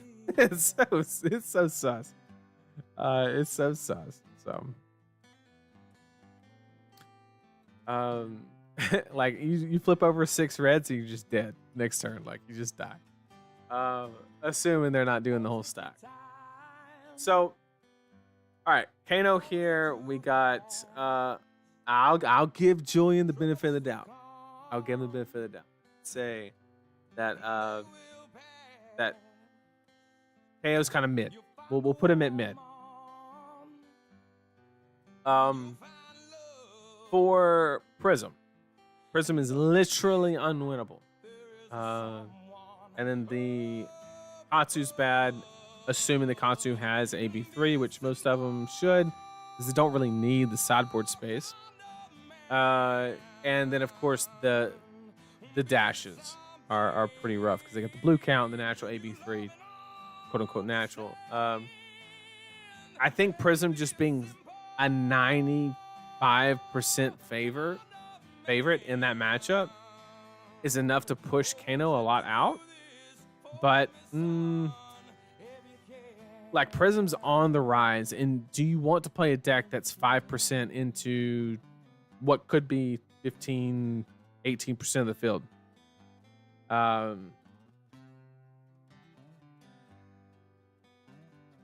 Prism is literally unwinnable. I mean, I gave him the benefit of 5%. I gave him the benefit of 5%. So Kano's matchup spread. Let's prioritize it from left to right. We're favorable into some decent hero. Oh, Kasai's good. Kasai's a good one. Dory being up there. Okay. So we're good into some good ones, right? We got the Guardians and most of the Warriors. And then we're mid. It's just, man, it's that Prism matchup. But maybe the strat is you play Kano and you just dodge 15 to 18% of the, 15 to 18% of the field. And that's your strat, which, like, Prism is actually 0% into good Prism. So being mid, I mean, I'm not gonna lie, that's actually a pretty good spread. So far, looking at all the spreads, the top 4 spreads that we've seen have been on both Rangers, Kano, and Victor has had the and I've been hating on Victor lately, and he does have a good spread. And Teklovossen was not bad either, which is why we're seeing him kind of on the rise, right? Taking down those pro quests for the first time when Stromae made her way out, right? So let's go ahead and hop into the next one. I really want to dive in on Bolton. I think it's a very important one, and it's a very difficult one at that, because of course you have the option to run the combo oriented saber build value, kind of like I was running. I think there's a game that's about to drop on the Arclight League. I played some Bolton. If you're looking for a combo list, you'll find it there when it airs. I think it should be this week. And yeah, like, and then of course you have just like Raiden, right? And so I think we have to actually kind of take one, do the list, and kind of see how it changes with the other one, because they're so different. But as far as into Warriors, you're generally considered unfavorable because you don't have a hero ability, basically, because they don't have any attacks. So that's not where you want to be. I know that's a general rule of thumb. If they're on Raiden, Kano's actually pretty decent. And if they're on combo, then Kano literally cannot lose. So yeah, whichever one. So we'll put Kano as unfavorable. Because you specifically have to run Soulbound Resolve to even make it like a solid matchup. So Prism, you are favored into, especially with Raiden, which is what you would run in that matchup, obviously. Viserai is probably kind of mid, nothing really exceptional on either end, and Reinhar's probably mid. Bolton does kind of want to block and set up, and if you take certain cards, it could be kind of sus, right? Probably pretty okay into Katsu. Mid into Dash. Bad into Azalea. Good into KO. Mid into Azaeri. Favorable here. You can if you're a strong enough player to beat the fatigue, it's favorable. You're probably pulse wave, and then you have the transformation. Is that enough? Block. Probably not.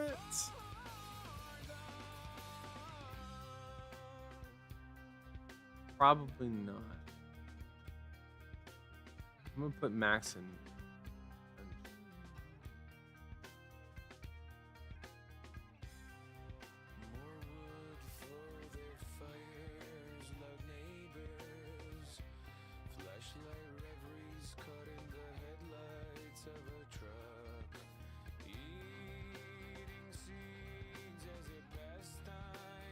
Sorry, I'm just thinking while I get these.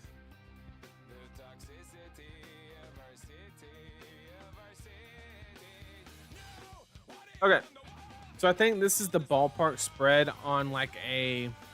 We'll assume like a switch list that can do a little bit of combo and a little bit of raiding. Just to kind of save us some time, because I don't want to dig in too deep on one hero. It's not the purpose of what we're trying to do.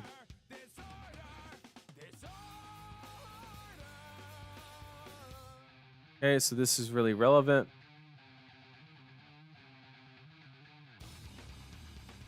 This is relevant. This is relevant. These unfavorable matchups, I am not liking them. Azalea, Teklo, Kasai, Kano. I don't know. Riptide.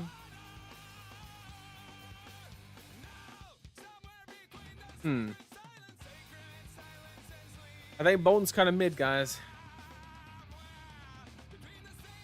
I think Bolton's kind of mid. Everybody at Roger.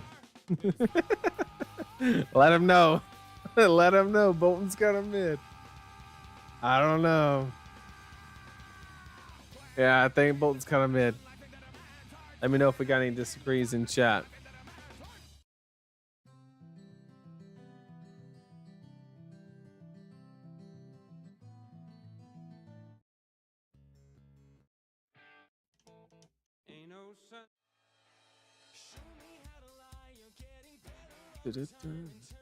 All right, so what are we gonna go into next? We already hit warriors, we hit rangers, we hit mechs, we hit brutes. I don't think we've actually done Prism, so we'll do Prism, and then Azaeri, and then I think we'll just go to our actual like estimated tier list after that. So we'll do 2 more, and then we'll go to our actual like what we think the meta will shape out now that we have like a broad idea of what's happening. So Prism, we have Bolton unfavored, this being mid, this being favored, this being mid, super favored, favored, favored, unfavored, unfavored, mid, mid, favored, favored, unfavored, favored, unfavored, unfavored, unfavored.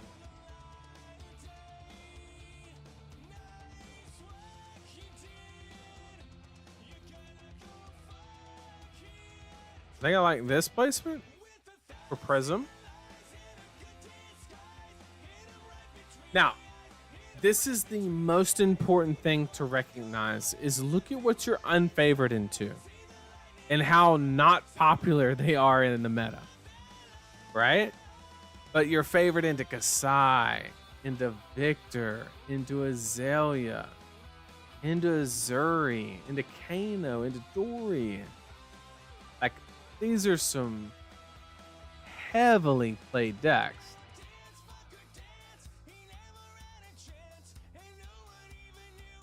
Can we just play System of a Down the rest of the video? I went through a huge System of a Down phase in high school. Man, that was my shit. That was my shit.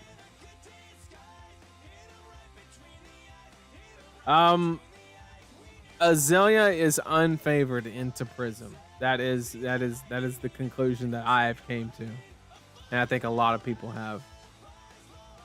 You just get beat down by heralds because you don't have poppers, and then you also like have ward to get you out of like the really big on hits.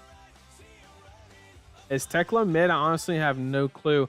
So there's a little bit of tech. I went over it earlier in the video on the Teklo side where you run the double red boots, and you have the idea or the game plan where you can attach the red Evo boots and gain an action point to break the LS loop. historically it is very favored, but there's a little bit of tech that I think's made it close.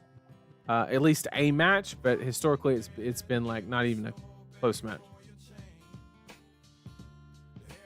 Okay, so this is like a really good spread, guys. This is the best. This is by far the best spread we've seen, and it's why the hero is shot up as much as it has, right? Oh, and all right, so we say Prism is good, and here comes Prodigy. Oh God, here we go. Here we go. What's up, Prodigy? Good to see you, man. Yeah, we talking Prism. So what we're doing is we're going through all the heroes, putting the hero here, and we're saying what they're favorable and mid and unfavorable into. I would appreciate your insight. I know you know how to play the hero. Let me know if I'm right on any, wrong on any. Feel free to let me know. But like all the ones you're unfavorable are just not going to have an extremely high representation. Is the thing that I really like about Prism's matchup spread. Even the mid matchups, like other than KO, these aren't going to be highly represented. Not by a lot. Something like that. But your favorable is where like these three heroes are like those three are going to make up like 50% of the room almost. It's actually insane. Prism gonna drop off once tech starts coming in and people learn how to play against you. Interesting. I'm interested in the assassins with the new assassin coming out. Yeah, I think news got a lot of people. Then it would just be specialists left. Oh, okay. Wondering how much of a shakeup the new heroes will bring to this. Well, we have no idea until we see the cards in the hero text. That much I can promise. I can say that new is going to effectively ruin Guardian's Day, but the rest of it, it's kind of up in the air. And I'm like 90% sure that Enigma will be like a heavy user of Ward rather than Spectrum. My team won almost every PQ beating Prism in the finals just because they had reps against me and were tech for the matchup. What decks were they on? Give me a couple examples. So you're basically saying that this is like Prism's parade where, you know, nobody knows how to play against it, so it's just cashing out for a couple weeks.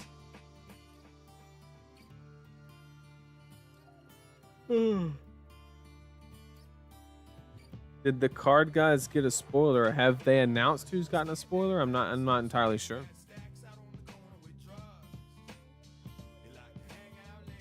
I think ever since Tales of Aria, I think we've gotten a spoiler. So I hope the trend continues. It's always something that we enjoy doing, making the videos and stuff. Victor and Kano. Yeah, Victor, I understand what happens. That's why I think it's kind of I put Victor in favorable. It should definitely be mid. That's my mistake. It's only super favorable if you have the Iris package. And Kano? No shot. Kano has tech for Prism. He just got lucky. You got gate kept from winning another Pro Quest because of Bolton. Oh no, not the Bolton. But I think Prism's got a really good spread, so we'll go ahead and move on to the last one. We'll talk about Azaeri. If I didn't talk about the hero that you're wondering why I didn't go over, there might be a reason.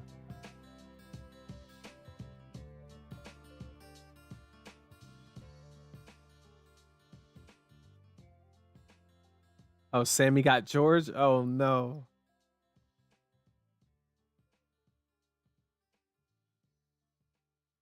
Yeah, the Kano tech for Prism is scooping, Jillian.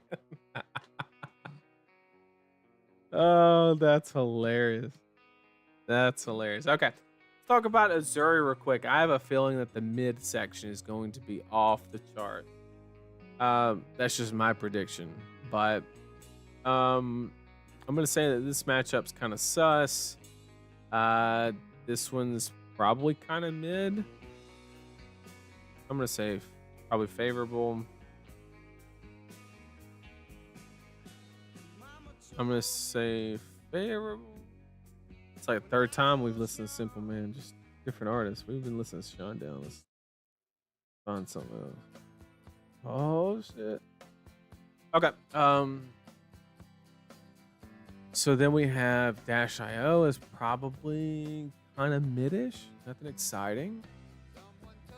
Vi is kind of mid.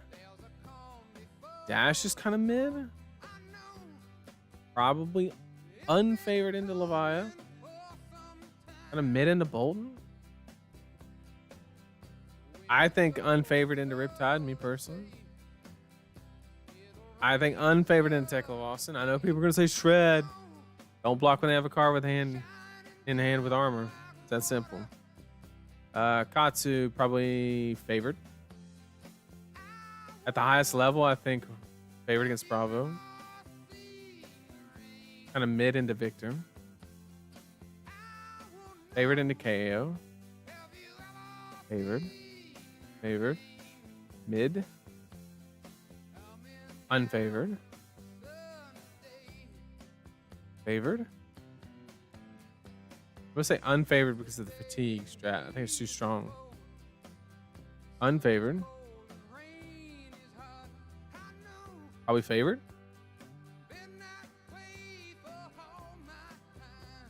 This would be my distribution for, let's put it in a better order of significance. So you are good into Azalea and KO. That's respectable. And you're mid into Victor and Kasai. And your unfavorable matchups are really like just Prism and Kano as far as like good representation. This spread is actually like very similar to Kano's spread, to be honest.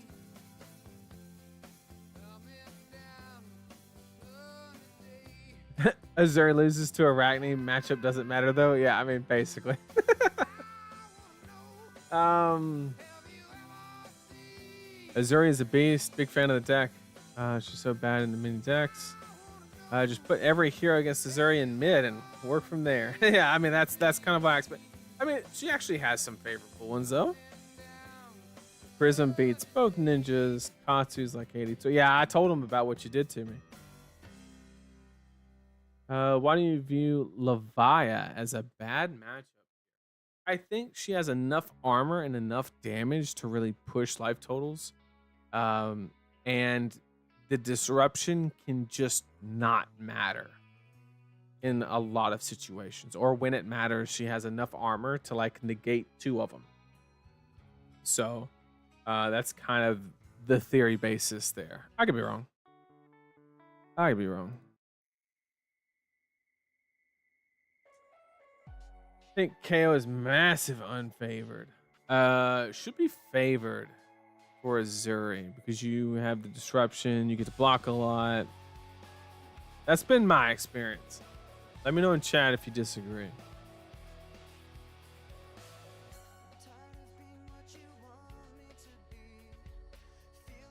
Okay. So Azaeri's actually got a pretty good spread, to be honest with you. Maybe there's some tech that could make this better. You do have some poppers, you know. It is this if you want to be throwing is the problem. I know that the skill expression in that matchup revolves around flick knives.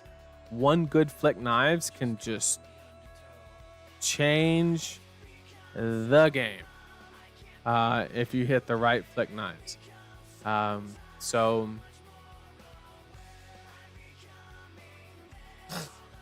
Leviathan, Dash.io, and Bolton are all Azaeri favored. Dash.io, I see. I get that. That makes sense now that I think about it. I thought it was kind of a race, but I'll give you the benefit of the doubt there. Bolton? Yeah, you're right. If they go combo, yeah, you don't ever turn on the hero ability. That makes sense. Checks out. I agree. Levi, I don't think Levi is favored, but I can be talked into moving it to mid.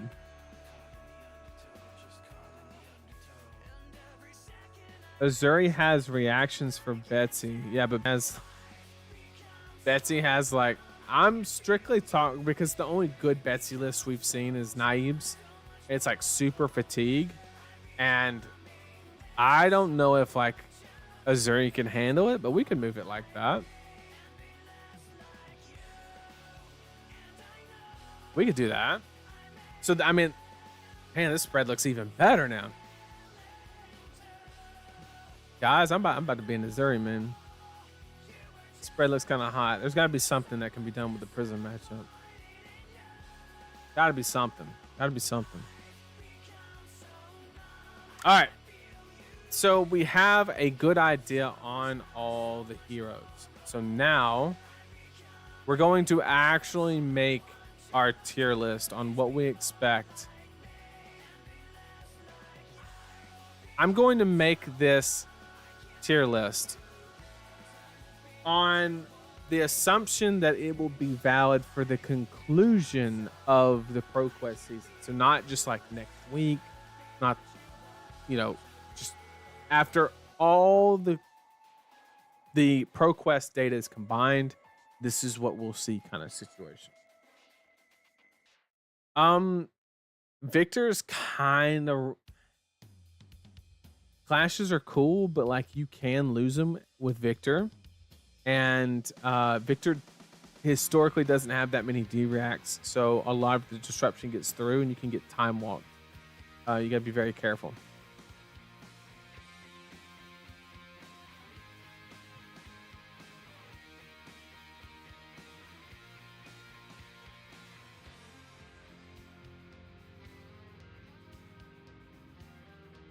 Sorry, everybody. I dropped frames for a second, but I think we're back. All right. So I think that's my general idea. So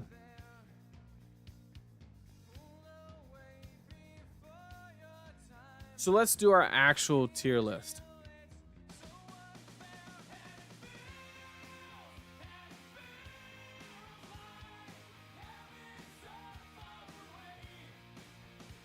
This is the real deal.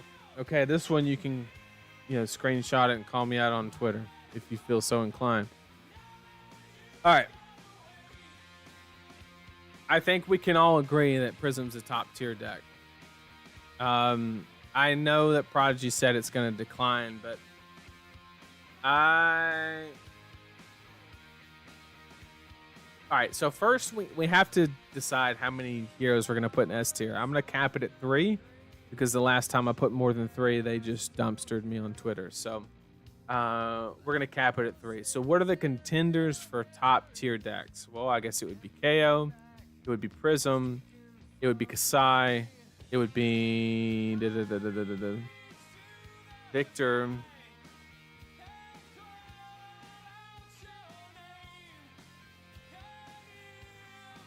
So basically, out of these 7 decks, you have to put 3 in S tier, basically. And I'm going to go with Azalea. I'm going to go with Prism.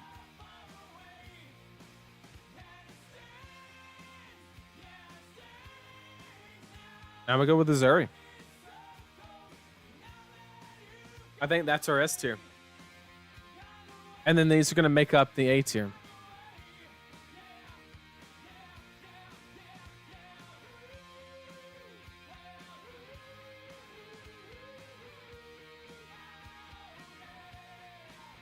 Yeah.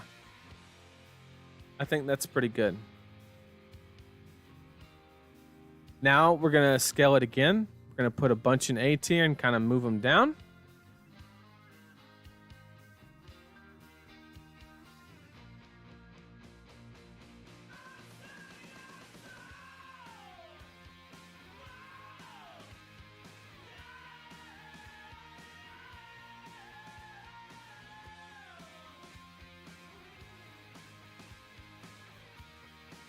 Okay. So which one of these belong in A?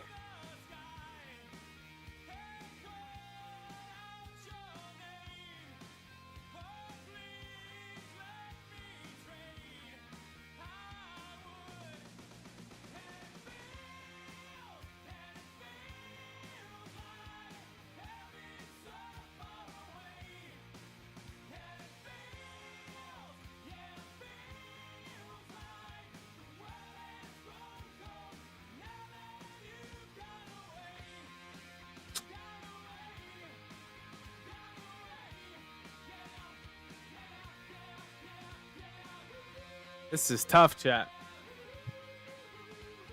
This is the hardest tier list I've ever made.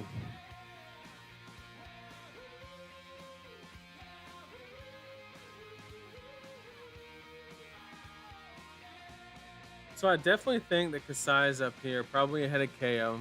Then it would go to a Victor.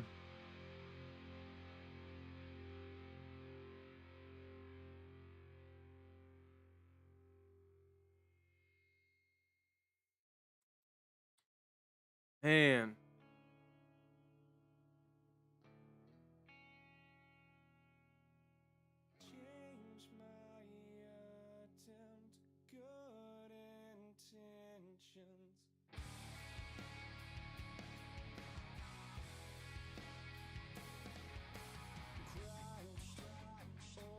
Okay, let's skip down to C tier and move up, and we're gonna see what it looks like, and then tailor based off of that.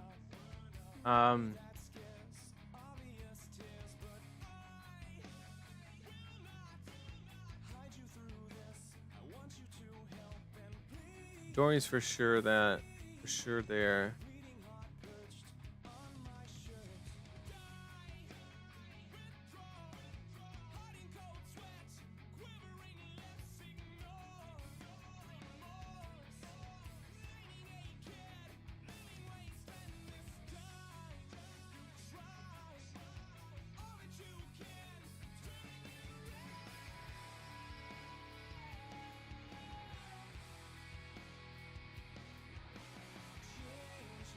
We're just not going to use the D tier.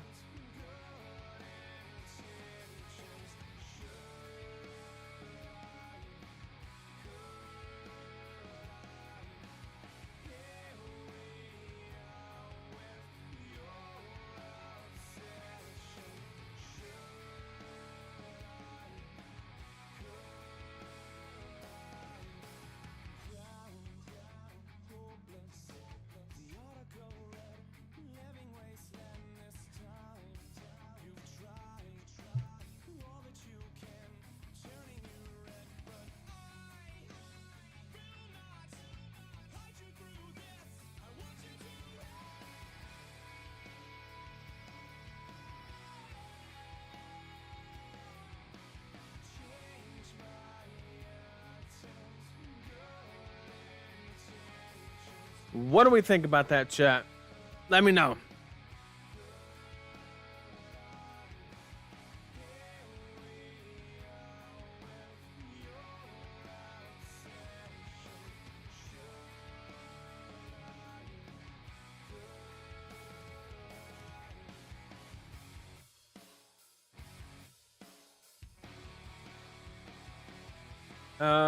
You said I agree. Victor has terrible matchup against Teklo, Viserai, and Kano. He should be top of B.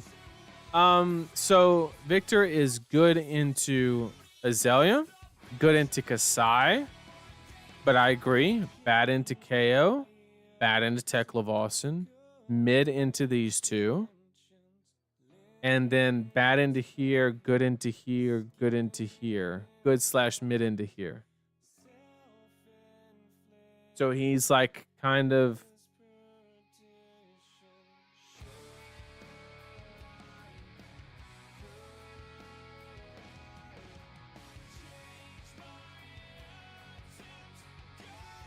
let's talk about it. So what makes Azaeri S tier over some other contenders you had? Well, that's a great question.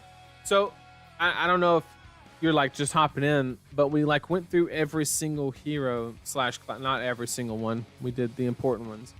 Kind of came up with like general matchup spreads. And Azaeri had a really good one.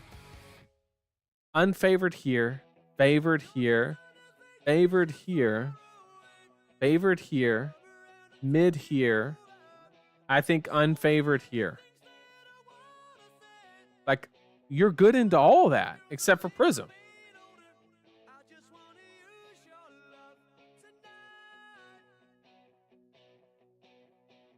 I wouldn't hate that either. Like that's acceptable too.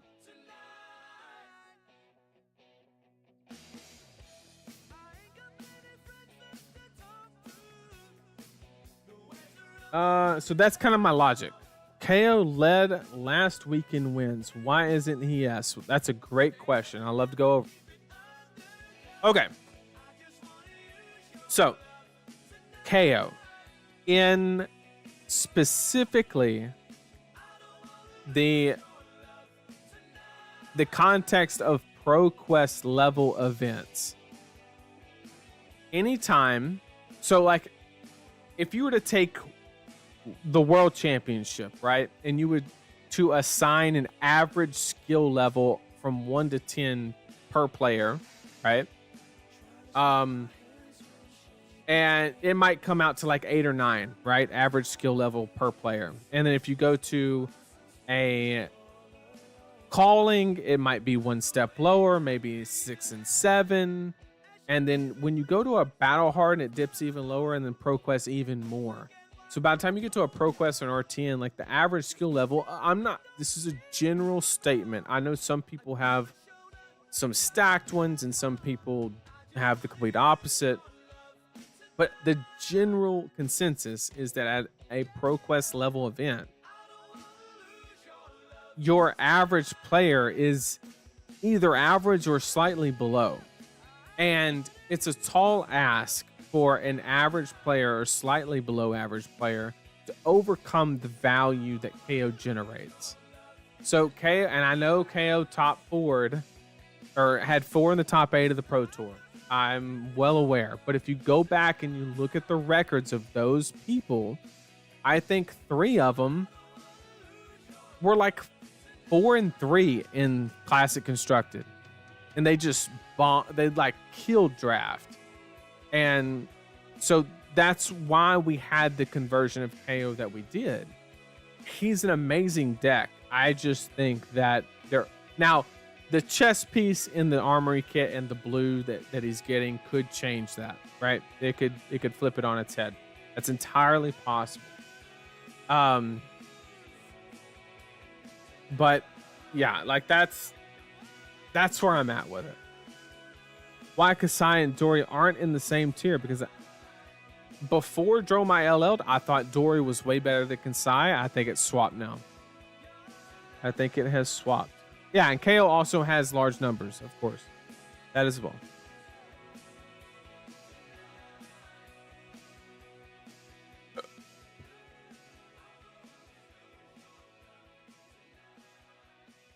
He is a really good deck. I just don't think he's S tier, me personally.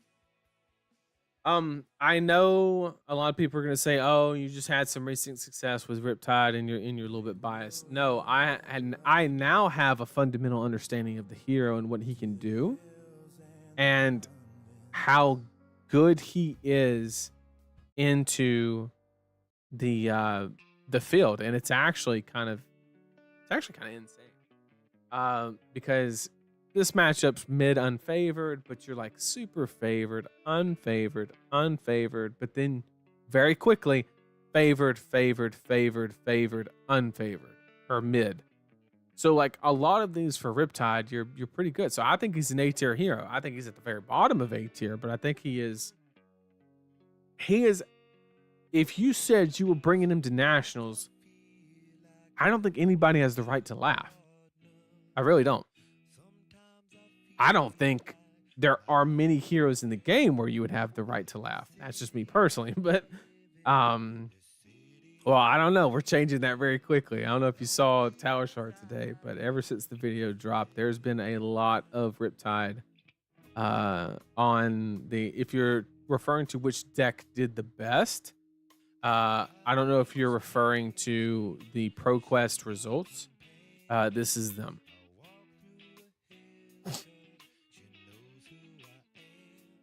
As far as Kasai, once again, you're unfavored. You have game in here. You're slightly unfavored here, but you're favored and then mid. So maybe Kasai drops a little bit. Like I could be on board with that. I think Teklo is just strong. I really do. I think Viserai is respectable. I think you could put him either here or here.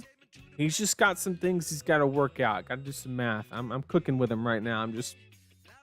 I don't know if I don't know if he's starting to burn or he's or if he's just getting that sear. I'm not sure yet, but we're working on it. We're working on it.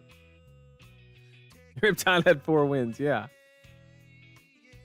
We got one with him on Saturday. I got the gold cold foil halo to prove it. This the last one that we got was also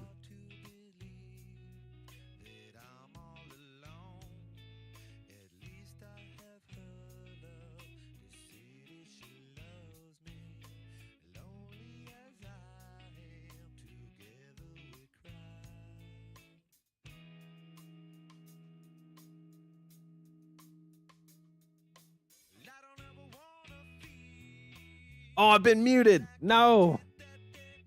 I didn't realize I hit it. Sorry, I was just saying that we took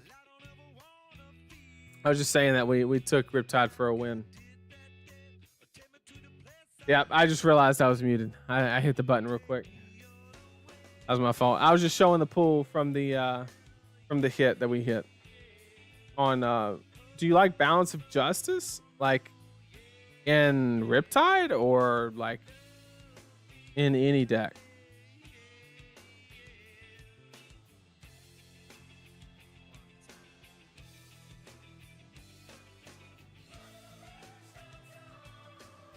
Yeah, it should be back on now. Sorry about that.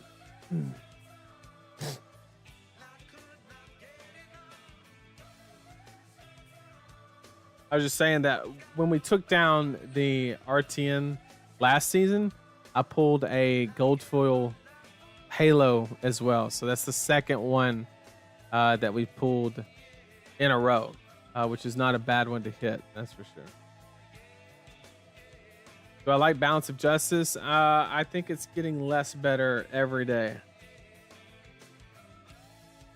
Less better. That's not English. I do not like it in Riptide. I do not. I would not even have it in the list, me personally. But I think that this is my tier list. I mean, I think the only thing that can truly challenge the tier list is like the idea of like some dirtly fatigue strategy, right? Let's say if you were running, I don't know, like Decimator Axe Dorinthia or something, right? Okay, we're not doing Nickelback. Sorry, guys. Ain't happening. Ain't happening, but okay. So, what if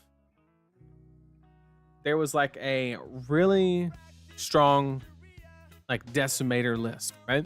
Or something like Naib's bringing. Do these top decks have the toolkit to combat it is the question. Azalea, not really. You're probably going to get dumpstered by that strategy because they're going to have so many D reacts, although they've already incorporated release attention and stuff like that. Maybe it's enough. I don't know. Amplifying Air is kind of good. Prism has the toolkit to beat that, clearly, right? Very favored into it. Azaeri, one of the best decks at fighting fatigue. And KO, I think it's going to be rough for him just because KO is one of those decks where you have like 56 cards that are 54 cards that have to be in your deck, your sixes, right? And you only have so many flex spots.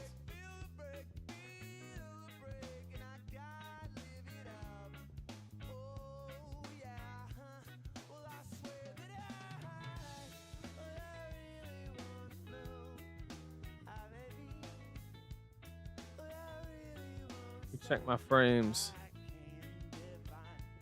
Okay, we should be good.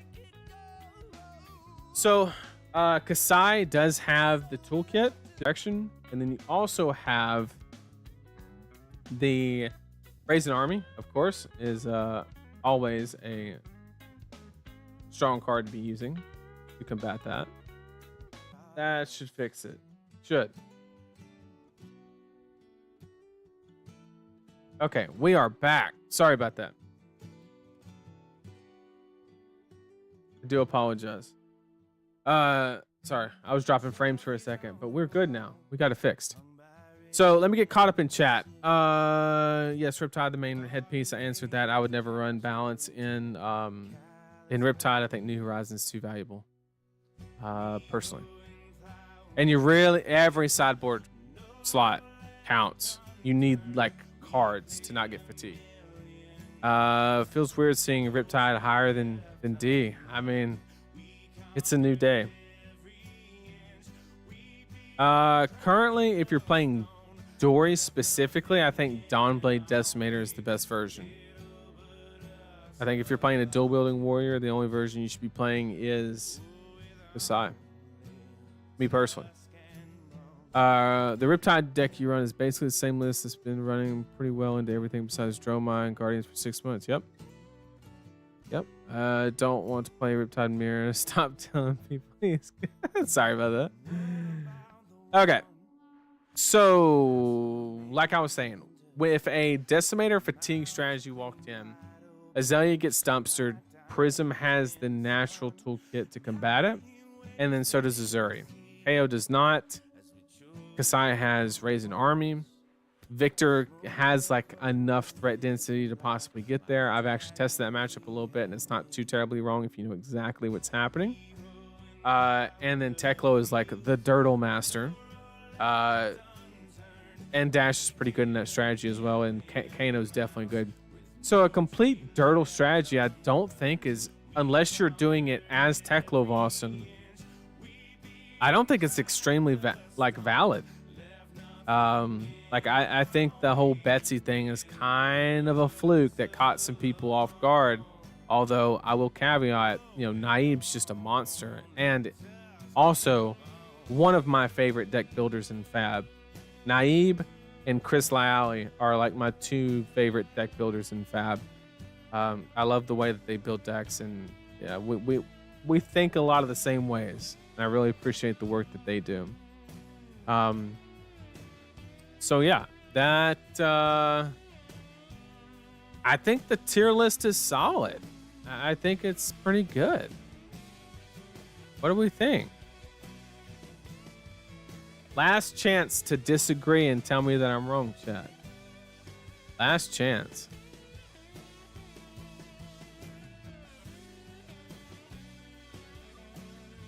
All right. I haven't seen anything, so I guess it's set in stone. I guess it means I'm right? No, I'm just kidding.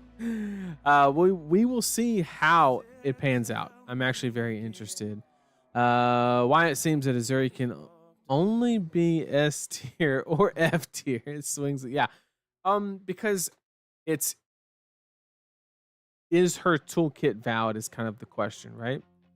If the aggro decks can kind of outrace, then it's like, it's not enough, right? So it's just, is the toolkit valid?